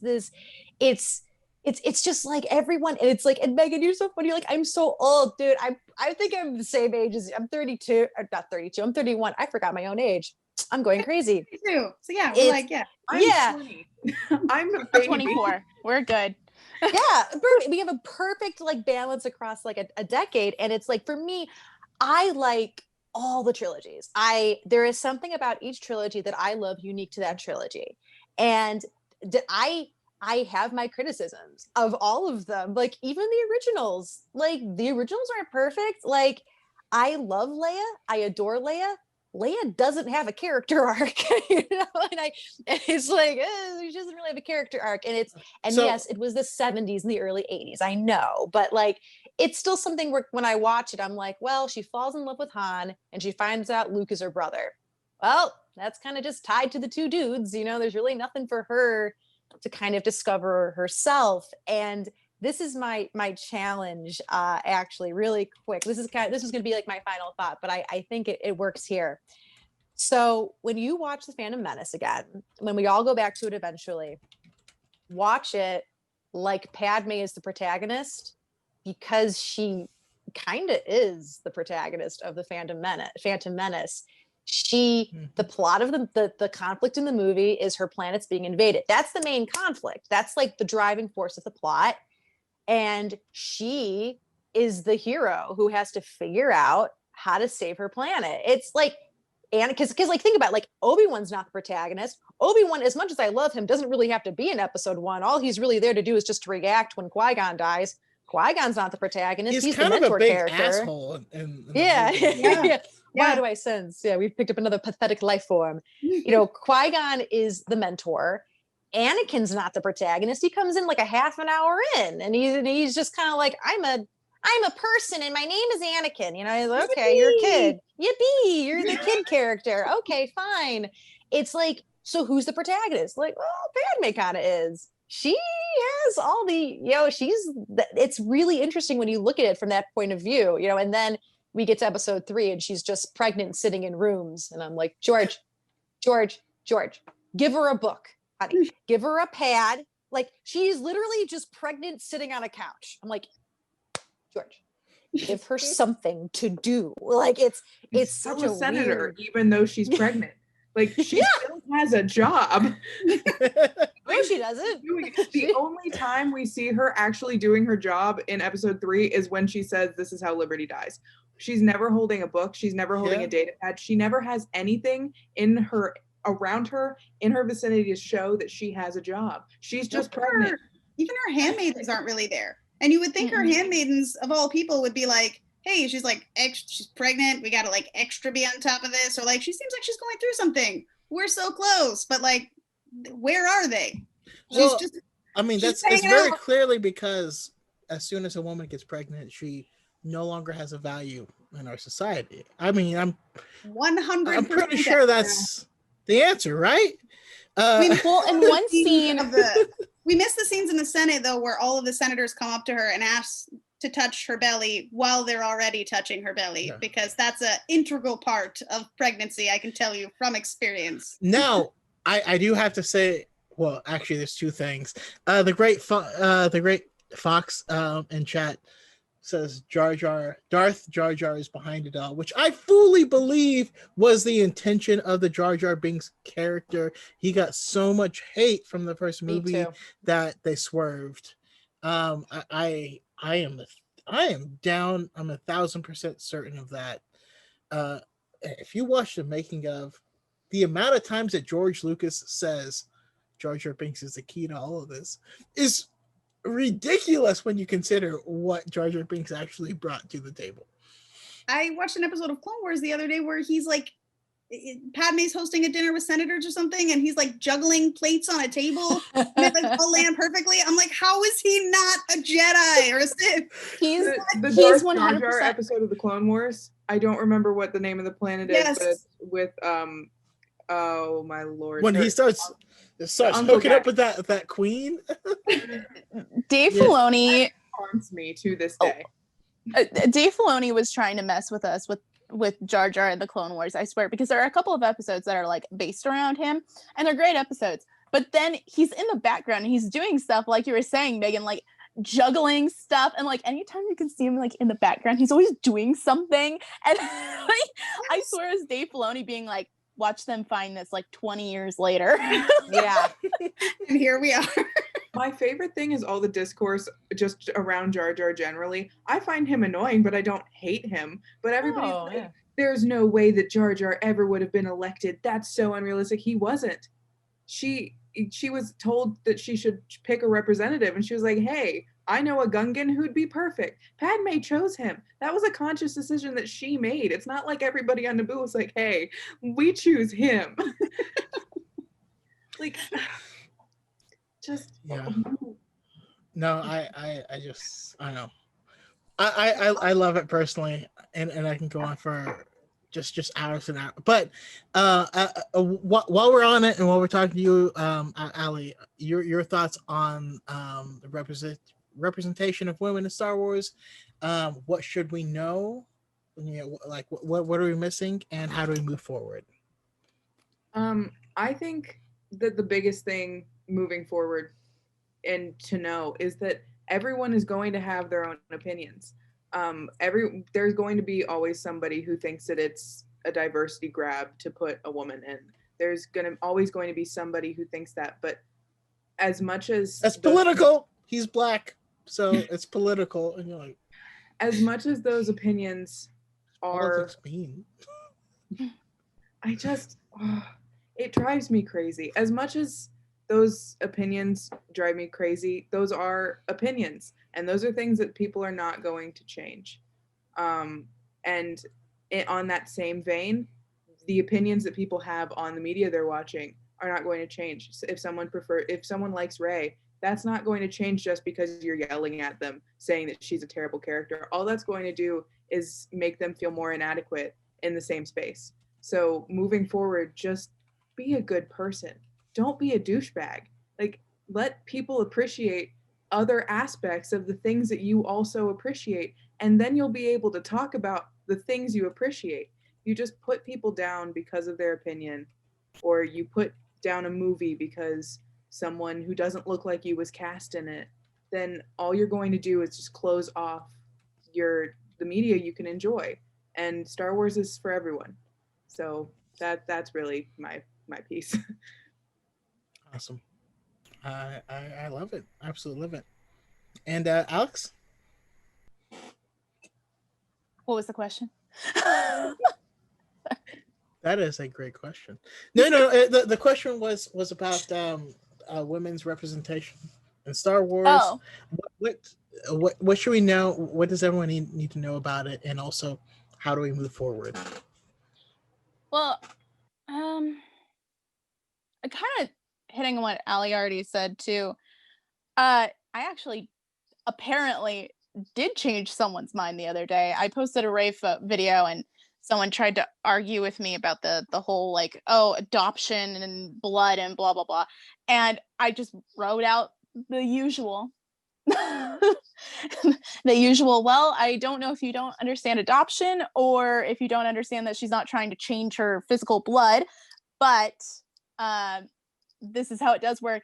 And the person, instead of not answering or answering with some trolling comment, actually came back and was like, that's actually interesting, I'll have to think about that. And I was like, I'll take it, thank you, you made my day.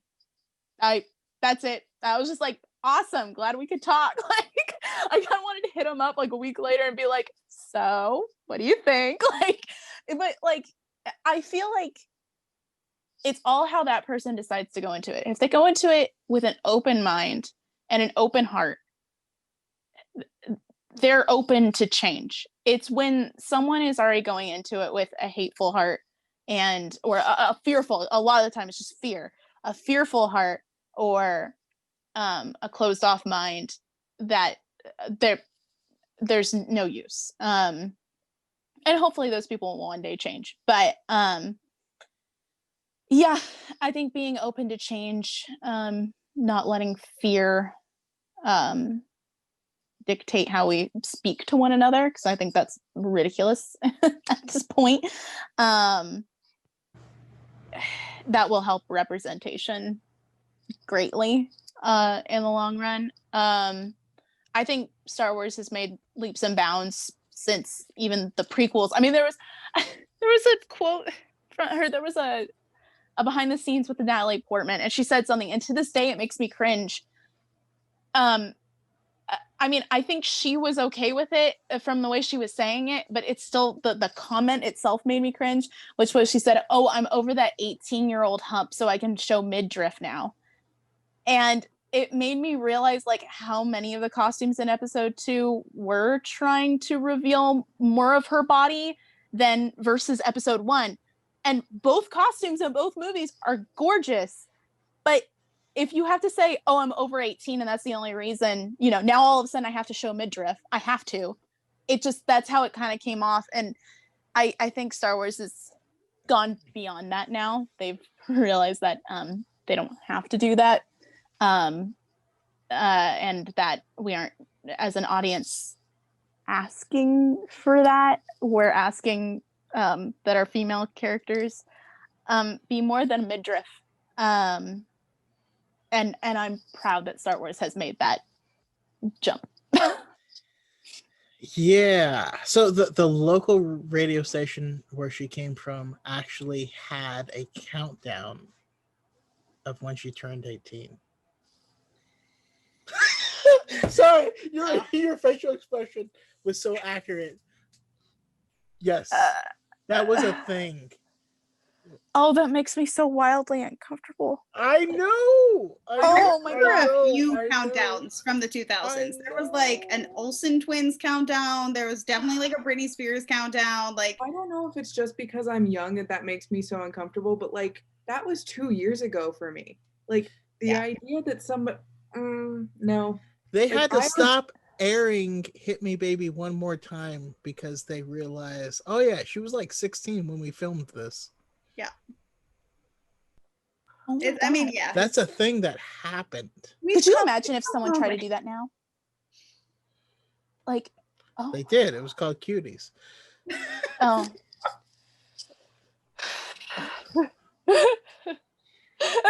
Listen, all I know is that my psychologist, Jonathan Crane, told me that fear was good. I don't know if you guys are Batman fans, but that's the Scarecrow, and he's Scarecrow, absolutely. not. He is not a reliable source of what you should or should not do. I was gonna say that name Just- sounds really familiar, and Jonathan Crane. Oh God. oh yes, the psychologist Jonathan Crane. Of course, everybody knows him. Yeah. I mean, fear is the spark of all goodness, apparently, or whatever. That's what he says. I don't remember most of our sessions, but he tells me they went well.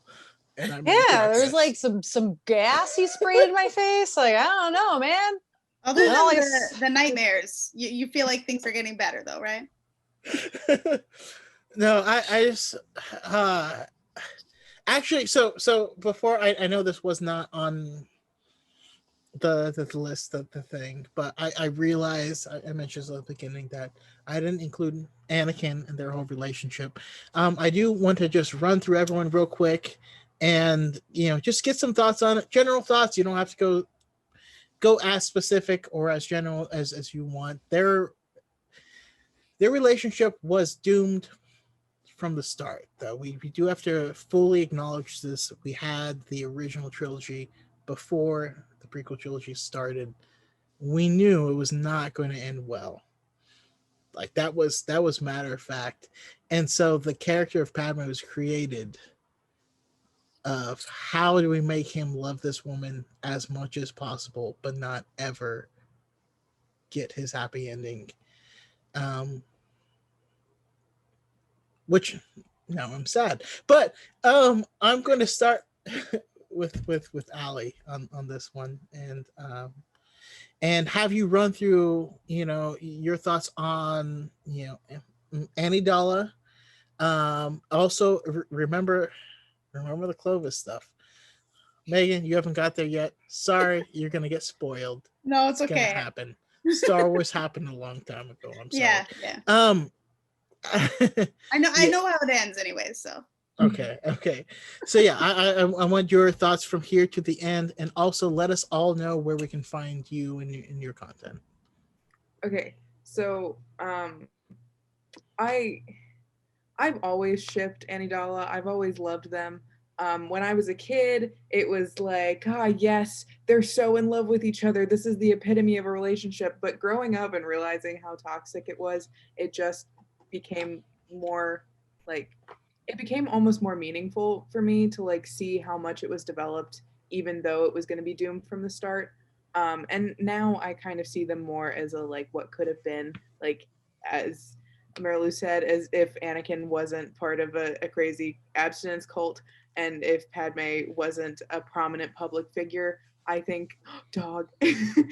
I think that they could have been a very good and very healthy relationship, but that's just not how it played out. So obviously it's more of like a what could have been, but seeing the development of their relationship is the Clone Wars. Like whether it even from the start of it to the end of it, them matching up completely. The show developed their relationship so much more and made it make more sense. Because for me, seeing them go from Padme being like, well, no, it'll never work between us, to kissing on Geonosis to wedding was just felt very rushed. So seeing them kind of go through the ups and downs of marriage in the Clone Wars, but still knowing that they loved each other, made it mean a lot more, especially with all the Clovis stuff. Like Padme realizing that it was turning out to not be what they thought it would be. She acknowledging that it was always, they knew it wasn't going to go well if they were building their relationship on secrets, and seeing how she like came to terms with that when she told Anakin that they needed to not see each other for a while. Of course that didn't last for very long, but you know, the effort was there. So I love them, but obviously it wasn't healthy. So a big part of it is realizing that it's not healthy and that is not what you should strive for in a relationship. But closing thoughts, I love Padme so much. I will talk about her for hours and hours and hours if I am given the chance. And then I'm Elena.Tano on TikTok. So thank you so much for having me. This was so much fun, and I got to rant about things I don't normally get to rant about. So yeehaw. I love it so much. Listen, I don't ever get to talk about things I want. I try so hard. You don't even know. But it all comes back to, how does Rey know how to use the lightsaber? Anyways, thank you so much. I love it. I'm dying inside. That's okay. Alex, your closing thoughts, and where can we find you? I am just so glad that Padme is getting more content and she is getting more love, and even being explained better, so that we can better understand her and where she came from and all of her background. And she's finally getting the spotlight she deserves, and thank God she is getting more merchandise. There are literally more Padme cosplayers than there is Padme merchandise. Yes, think about there that. And the costuming group on Facebook has like exploded in the last, like, since quarantine started. I kid you not, it's gone up so much, and people have been, I think it's because people are looking for like a big project, and let's be real, all of her costumes are big projects. So like people are coming out with these gorgeous gowns and like making stuff from the books. It's just beautiful things, and I'm really happy that she's getting that moment.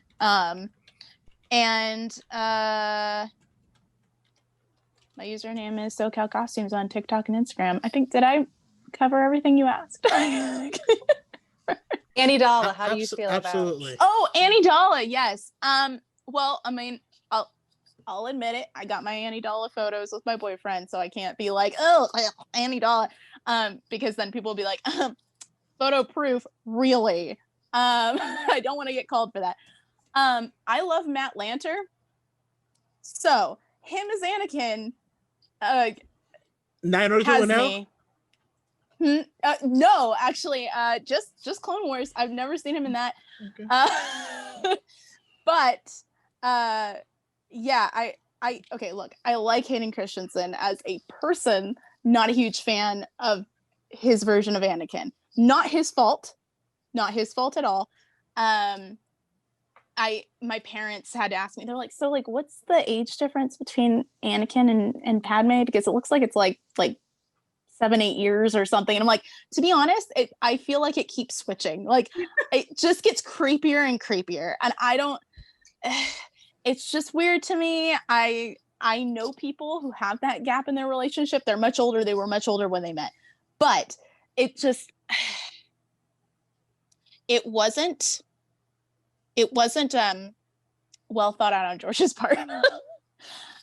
Once they're both consenting adults, cool. But yeah, it in the Clone Wars I like it. Outside of the Clone Wars, not so much. As much as I love Natalie Portman, having her play Padme in all 3 movies, but switching the actor for Anakin from a tiny child to Hayden Christensen just throws me off so bad. I love Natalie Portman with everything in me, but if you're gonna change one, you got to change the other 2. Yeah, it doesn't work. Yeah. I'm sorry. I know I'm treading water in this conversation, but I'm curious, considering my image behind me, if you guys also have a favorite Padme outfit, since she's jumped through a bunch of different ones. The lake dress. It's what my Animal Crossing character is wearing currently. Okay, well, I got yours. That means I won't have to return to you for that. But the lake dress, which Marilu is famously worn, but we'll get to her. Oh my god! Wait, how do you know that? You've said it before. I have. Oh, you're right. I thought maybe there were some old pictures on my Instagram or something, because I was like, I don't remember saying that on TikTok. But no, you're right. I have said it. Yes. Weird recall. I'm telling you, it's. No, you're fine. I'm sorry. Alex, save me. I cannot save you. I'm sorry.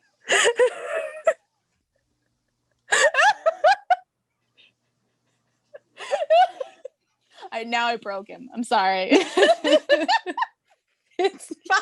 No, only because I'm like, wait, have I ever said that out loud before? Like, I don't remember if I have. Because it also was because like I was thinking about the lake dress, and then Brandon said it, and I was just like, he's in my mind. I was like, wait, what? It was like this weird like convergence moment. Brandon, you're fine.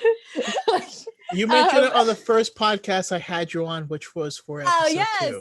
Yes, that's true. Yes, I remember, because we were talking about it. Because we had a whole subplot where we were talking, sub arc where we were talking about her clothing. Yes. Alex, yes, please go. Sorry. My favorite costume is actually deleted scene costume. I lovingly call it her vampire dress, because it has this beautiful collar, and it's the scene. Oh God, it's in episode 2, and I think it's when she kind of just like tells everyone like, well, I was almost assassinated, so peace out, I'm going home, and I don't want to see any of you ever again. Like, and they put this like beautiful black eyeshadow on her. It's just this like dramatic like doomsday look. I love it. That's my big Padme project for quarantine. So oh my god, I can't wait to see that. I'm so excited. Not excited about wearing the collar all day for conventions whenever those happen again, but the hair is probably going to give me a migraine. I don't know. It'll be worth it. It'll be worth it.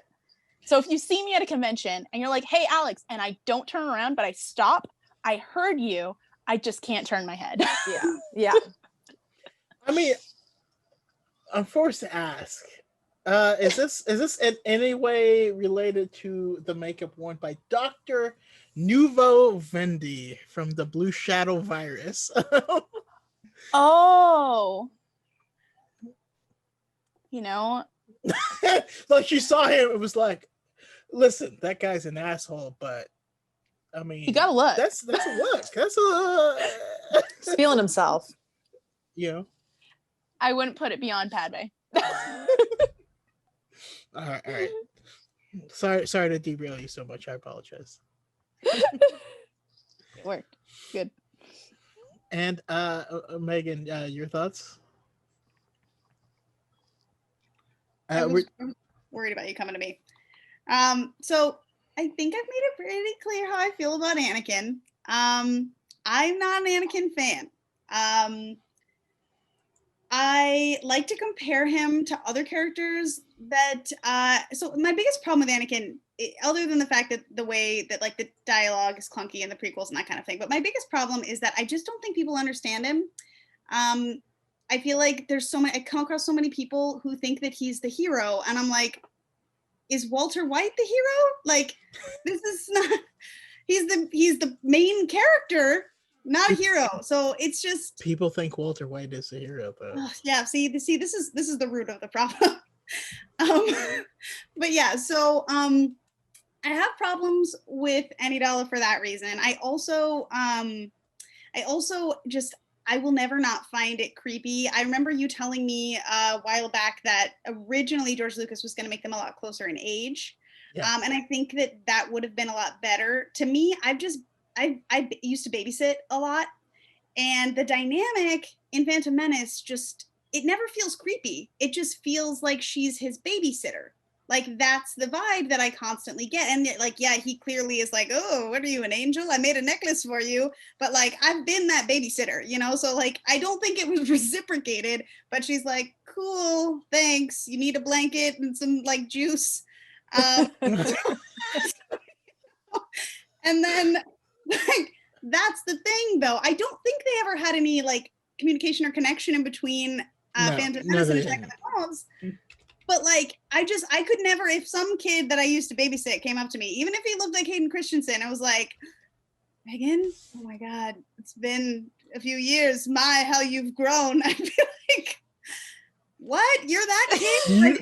You've grown more beautiful. I mean, can't stop looking at you. It makes me so happy. So yeah, I would feel weirded out by that. And so that's my biggest problem is just, again, I feel like George Lucas could have used the input of some women who are like, she's a 24-year-old like successful senator, and this is some like 19-year-old kid that she like knew when he was little.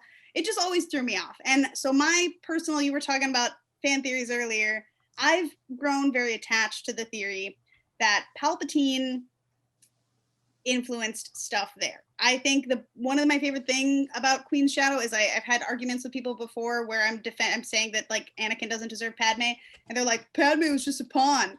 But everything, all of the extended universe stuff proves that Padme just was so inconvenient to Palpatine the whole time. Like, I feel like the motivation for Palpatine for pushing Anakin and Padme together was just as much due to the fact that he needed to distract Padme as he needed to pull Anakin away from the light. So, I mean, like, because she just kept messing up. I feel like he put her in place. He was like, oh, I can trick this stupid little queen into making me the chancellor of the Senate. Let's just keep her senator. And then every point after that, he was like, shit, like, she's just messing up my stuff. She needs to stop. So I personally, I very much subscribe to the theory that Palpatine was maybe like force pushing them together, like maybe influencing some feelings. And then I think it's very possible that like genuine feelings evolved. But I also, I don't know. I also feel like Anakin was just obsessed with her as opposed to being in love with her. I think when you love somebody, you want their lives to be better. And the idea that like everything he did was in the name of saving her, like if he sat her down and said, oh, I'm going to do this stuff, or I did this stuff because I needed to save your life, she'd be like, get out of here right now. Like, I would die right now to save people's lives. You're telling me you went and slaughtered children so that you can save me? Please, like, go from my sight. So yeah, that's my yeah, I don't love Anidala, I guess is my my thesis on that. But yeah, I respect what it is, and I respect like the fantasy of it all. And I do like, I mean, like, I enjoy their romance for what it is, with like that huge rock of salt that I feel with it. Okay. All right. So before I move on, same questions for everyone. You've kind of expanded on it, but yeah, I kind of need your guys's Anidala thoughts, and specifically these two warring theories, right? First one being that Palpatine was the one that was responsible for Padme's death. He drained the life out of her in order to save Anakin. He used their connection in order to make sure he didn't die. Second is that there's another popular theory, is that Anakin, as a full human and not weird cyborg thing, was able to had excellent ability to predict the future, and that him loving Padme was actually a prediction of the future that he was going to create himself because of his prediction originally. Um, and I'm curious on your guys's on how those two theories may come into place with it. Megan, if you have any other thoughts, cool, awesome. I'd love to hear them. If not, we'll move forward. I think my favorite Padme outfit might be the Geonosis outfit, if that matters. Just because it's like an ode to Leia. But that's probably was my least offensive thought of today. Okay, but she jumped off of a tall tower and did not obliterate her pelvis, landing on the rink. Oh, Miraculous. I think about that constantly, just how much that would have hurt. I thought I didn't think about it until I got married. Anyways, Marilu. Okay. Closing thoughts and Annie Della. I mean, I talked about Annie Della earlier.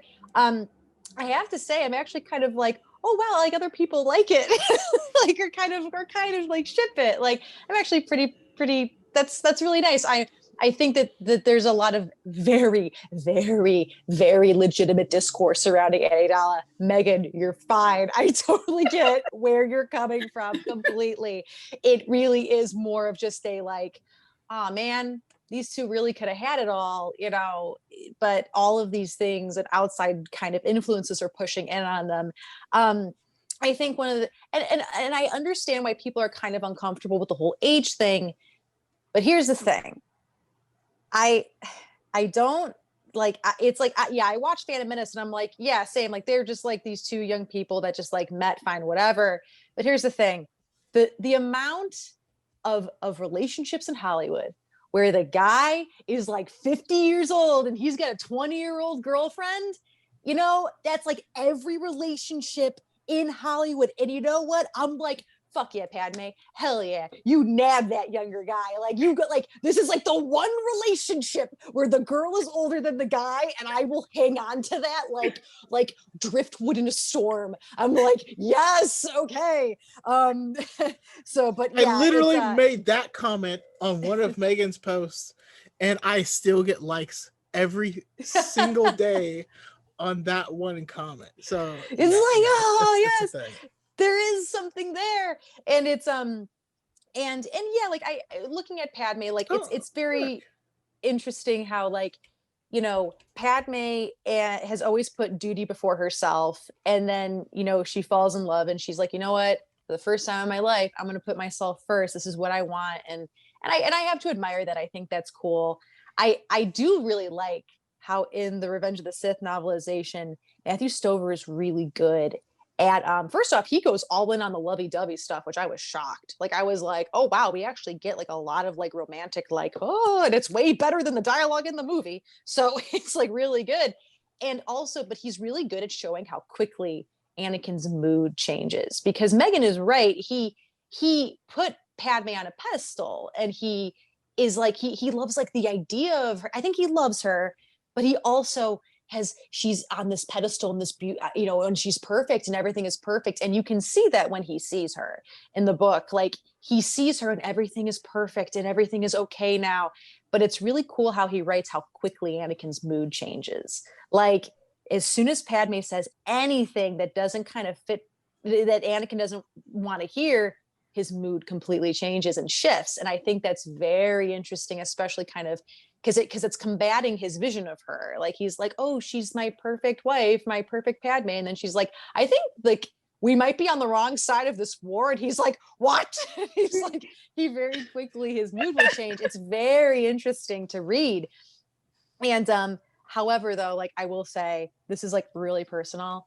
The scene where he decides that he's going to do what he needs to do to save her. And it's that we all know it's the no dialogue. It's just that choir chanting. It's and them staring across the city at each other.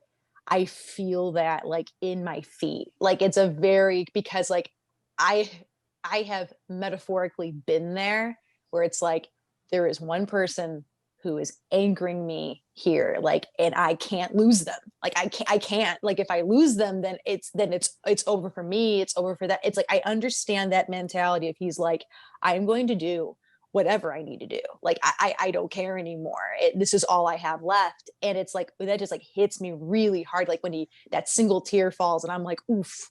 And it's like, and then he kills kids. And I'm like, well, no, not that. Like, whoa there, not that, Anakin. Like, wait a You second. have derailed. You have, oh, so close. But what happened to the original plot of the movie? Yeah. Yeah.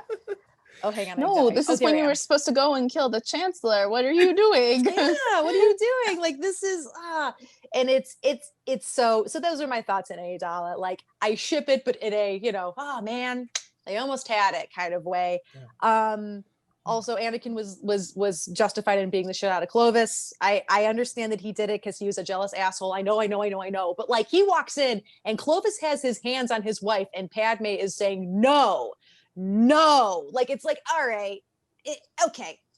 If I walk in and my wife is in the arms of another man, which isn't even really the problem here, and it's her saying no, don't touch me. I might have to fight the dude. I might have to. He goes too far, but I'm like, yeah, man, don't touch my wife. Like, come on, dude, she's saying no. So my mom was in the through more for less. So my mom was in the room when we were watching those episodes, and she goes, Anakin comes in, he's like, get away from her, and she goes, oh, this is not a kid's show. You don't touch her. Yeah, it's intense. And I think that but yeah, it's like a mixed bag, I guess. A little bit of this, a little bit of that.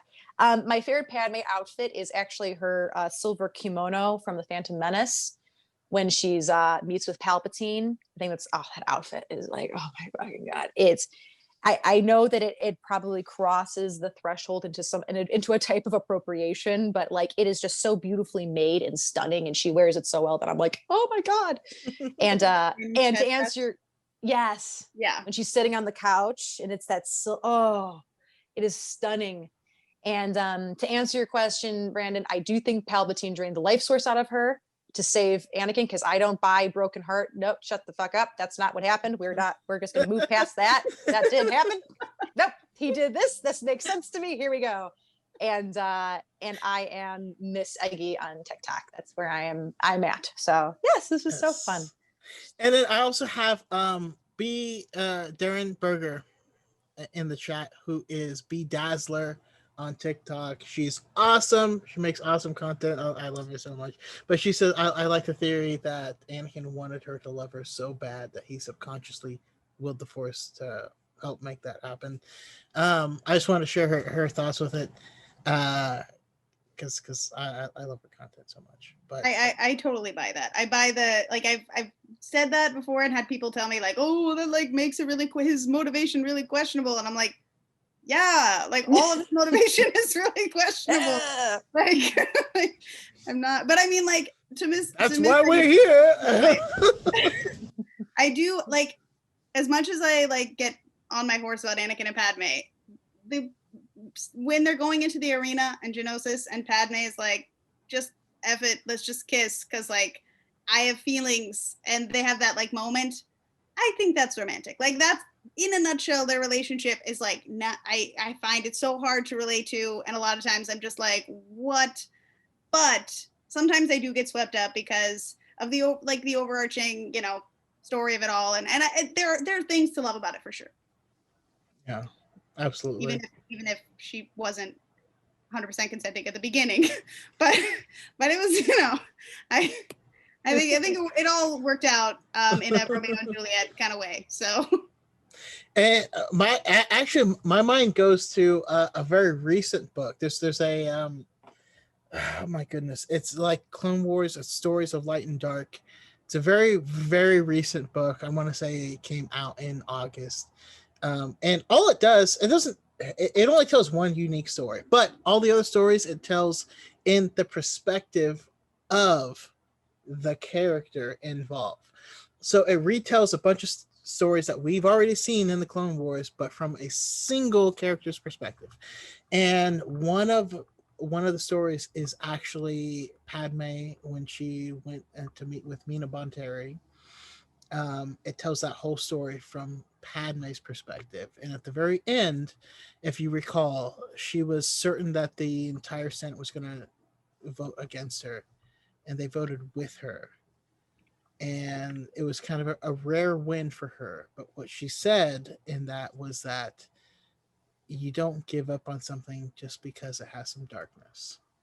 You nurture it, you love it, you take care of it, and you pray that the light is going to outweigh the dark. It's something to that effect. It's one of those things where they actually got, Catherine Tabor, the actress, to read the lines. I will make a TikTok tomorrow that plays it, because I just want you guys. I'll tag all four of you in it. But it's so beautiful that when I hear it, I was like, because before I was like, why is she with him? Like, why? Yes, he has wild and untamed hair. But other than that, what's the draw? And after that end point, I was like, oh damn. Yeah, that's really sweet. And then the way it's presented is so in line with her character of finding the good in everything. It just hurt. Everything I do, it's just sad. It's sadness. Yeah, it's Star Wars. It's big as Star Wars fan. It's just sadness. It's just pain and off. Like, why it is like I keep coming back to this thing that keeps hurting me. So yeah, I will share that with all of you guys. I'll tag you all in it. But all right, Allie. Final thoughts. Where can we find you, and what do we need to know? Like, where can we find you going forward? I think I might have already said that, but I'll go ahead and say it again. I'm Elena.Tano on TikTok, and no one can spell my middle name, but my Instagram is linked in my TikTok bio. So, yeah, just final thoughts. I love her. I love her. And I fully believe in the theory that Palpatine drained her life force, because I refuse to believe at all that a character that strong throughout everything that she went through would just be like, no, that wouldn't happen. I don't believe it for a second. I'm so sad. I think I'm done. Signing off now. I mean, I've had days like that. Sure. Yeah, like everybody's had days like that, but it doesn't happen. No. Yeah, no. Did Anakin influence their relationship through the Force? I'd never heard that before, but it makes sense. Like not even from like a place of like control. It just, he wanted it so badly and so badly wished that it would happen that it just did. And that makes so much more sense to me. Like I literally never thought of that before, but like now I'm going to be thinking about it for like weeks and be like, hey, did you think of this? Like, are you an angel? Are you an angel? Last but certainly, just last but not least, Alex, your thoughts. Send us home. Let us know where we can find you. But give us your closing thoughts on both of those two. Yeah, areas. I think Palpatine. I mean, especially with the sequels now, I think that just kind of sends it home. Which is, yes, he did. I like the theory that he sucked the life out of Padme to keep Anakin alive. And I think with Rise of Skywalker, that just kind of makes it a solid deal of it. And do I think I've not heard that before? And I think that the darkness of the thought that Anakin influenced their relationship with the Force just it's making me feel very uncomfortable.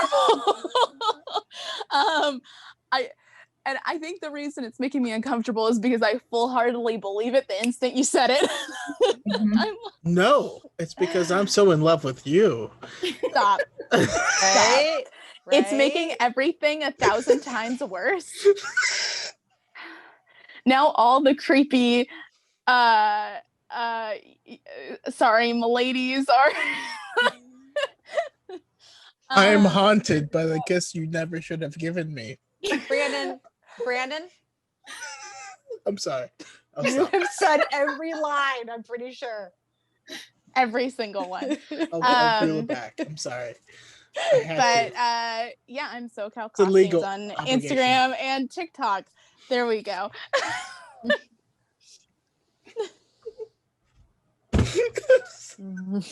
Did you think that the Padme podcast was going to be the one that broke you? I did not.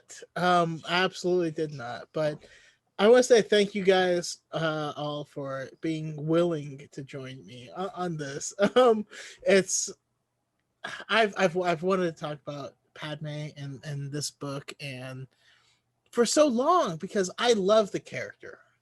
I truly do. Like she's has such a strong conviction for what she believes in. And then seeing how that relates to her relationship with Anakin, where she's so strong on I believe in the good of these things. There's darkness in them, yes. That doesn't mean that they're not worth saving. And her belief in that has just really it's why I'm not a complete asshole to all the people that are douchebags in my comments. Like she's an inspiration to me. I think she should be an inspiration to everyone. I wish there was more representation like her. And thank you guys. I love this. I loved this podcast. Um, I love all of you guys, and I hope all of you come back on a future podcast for something that probably has less hot takes and less children dying and stuff. But anyways, thank you.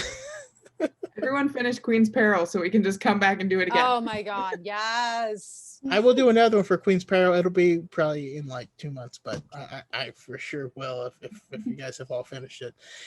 But thank you guys for joining me here on the High Ground podcast, and may the force be with you always.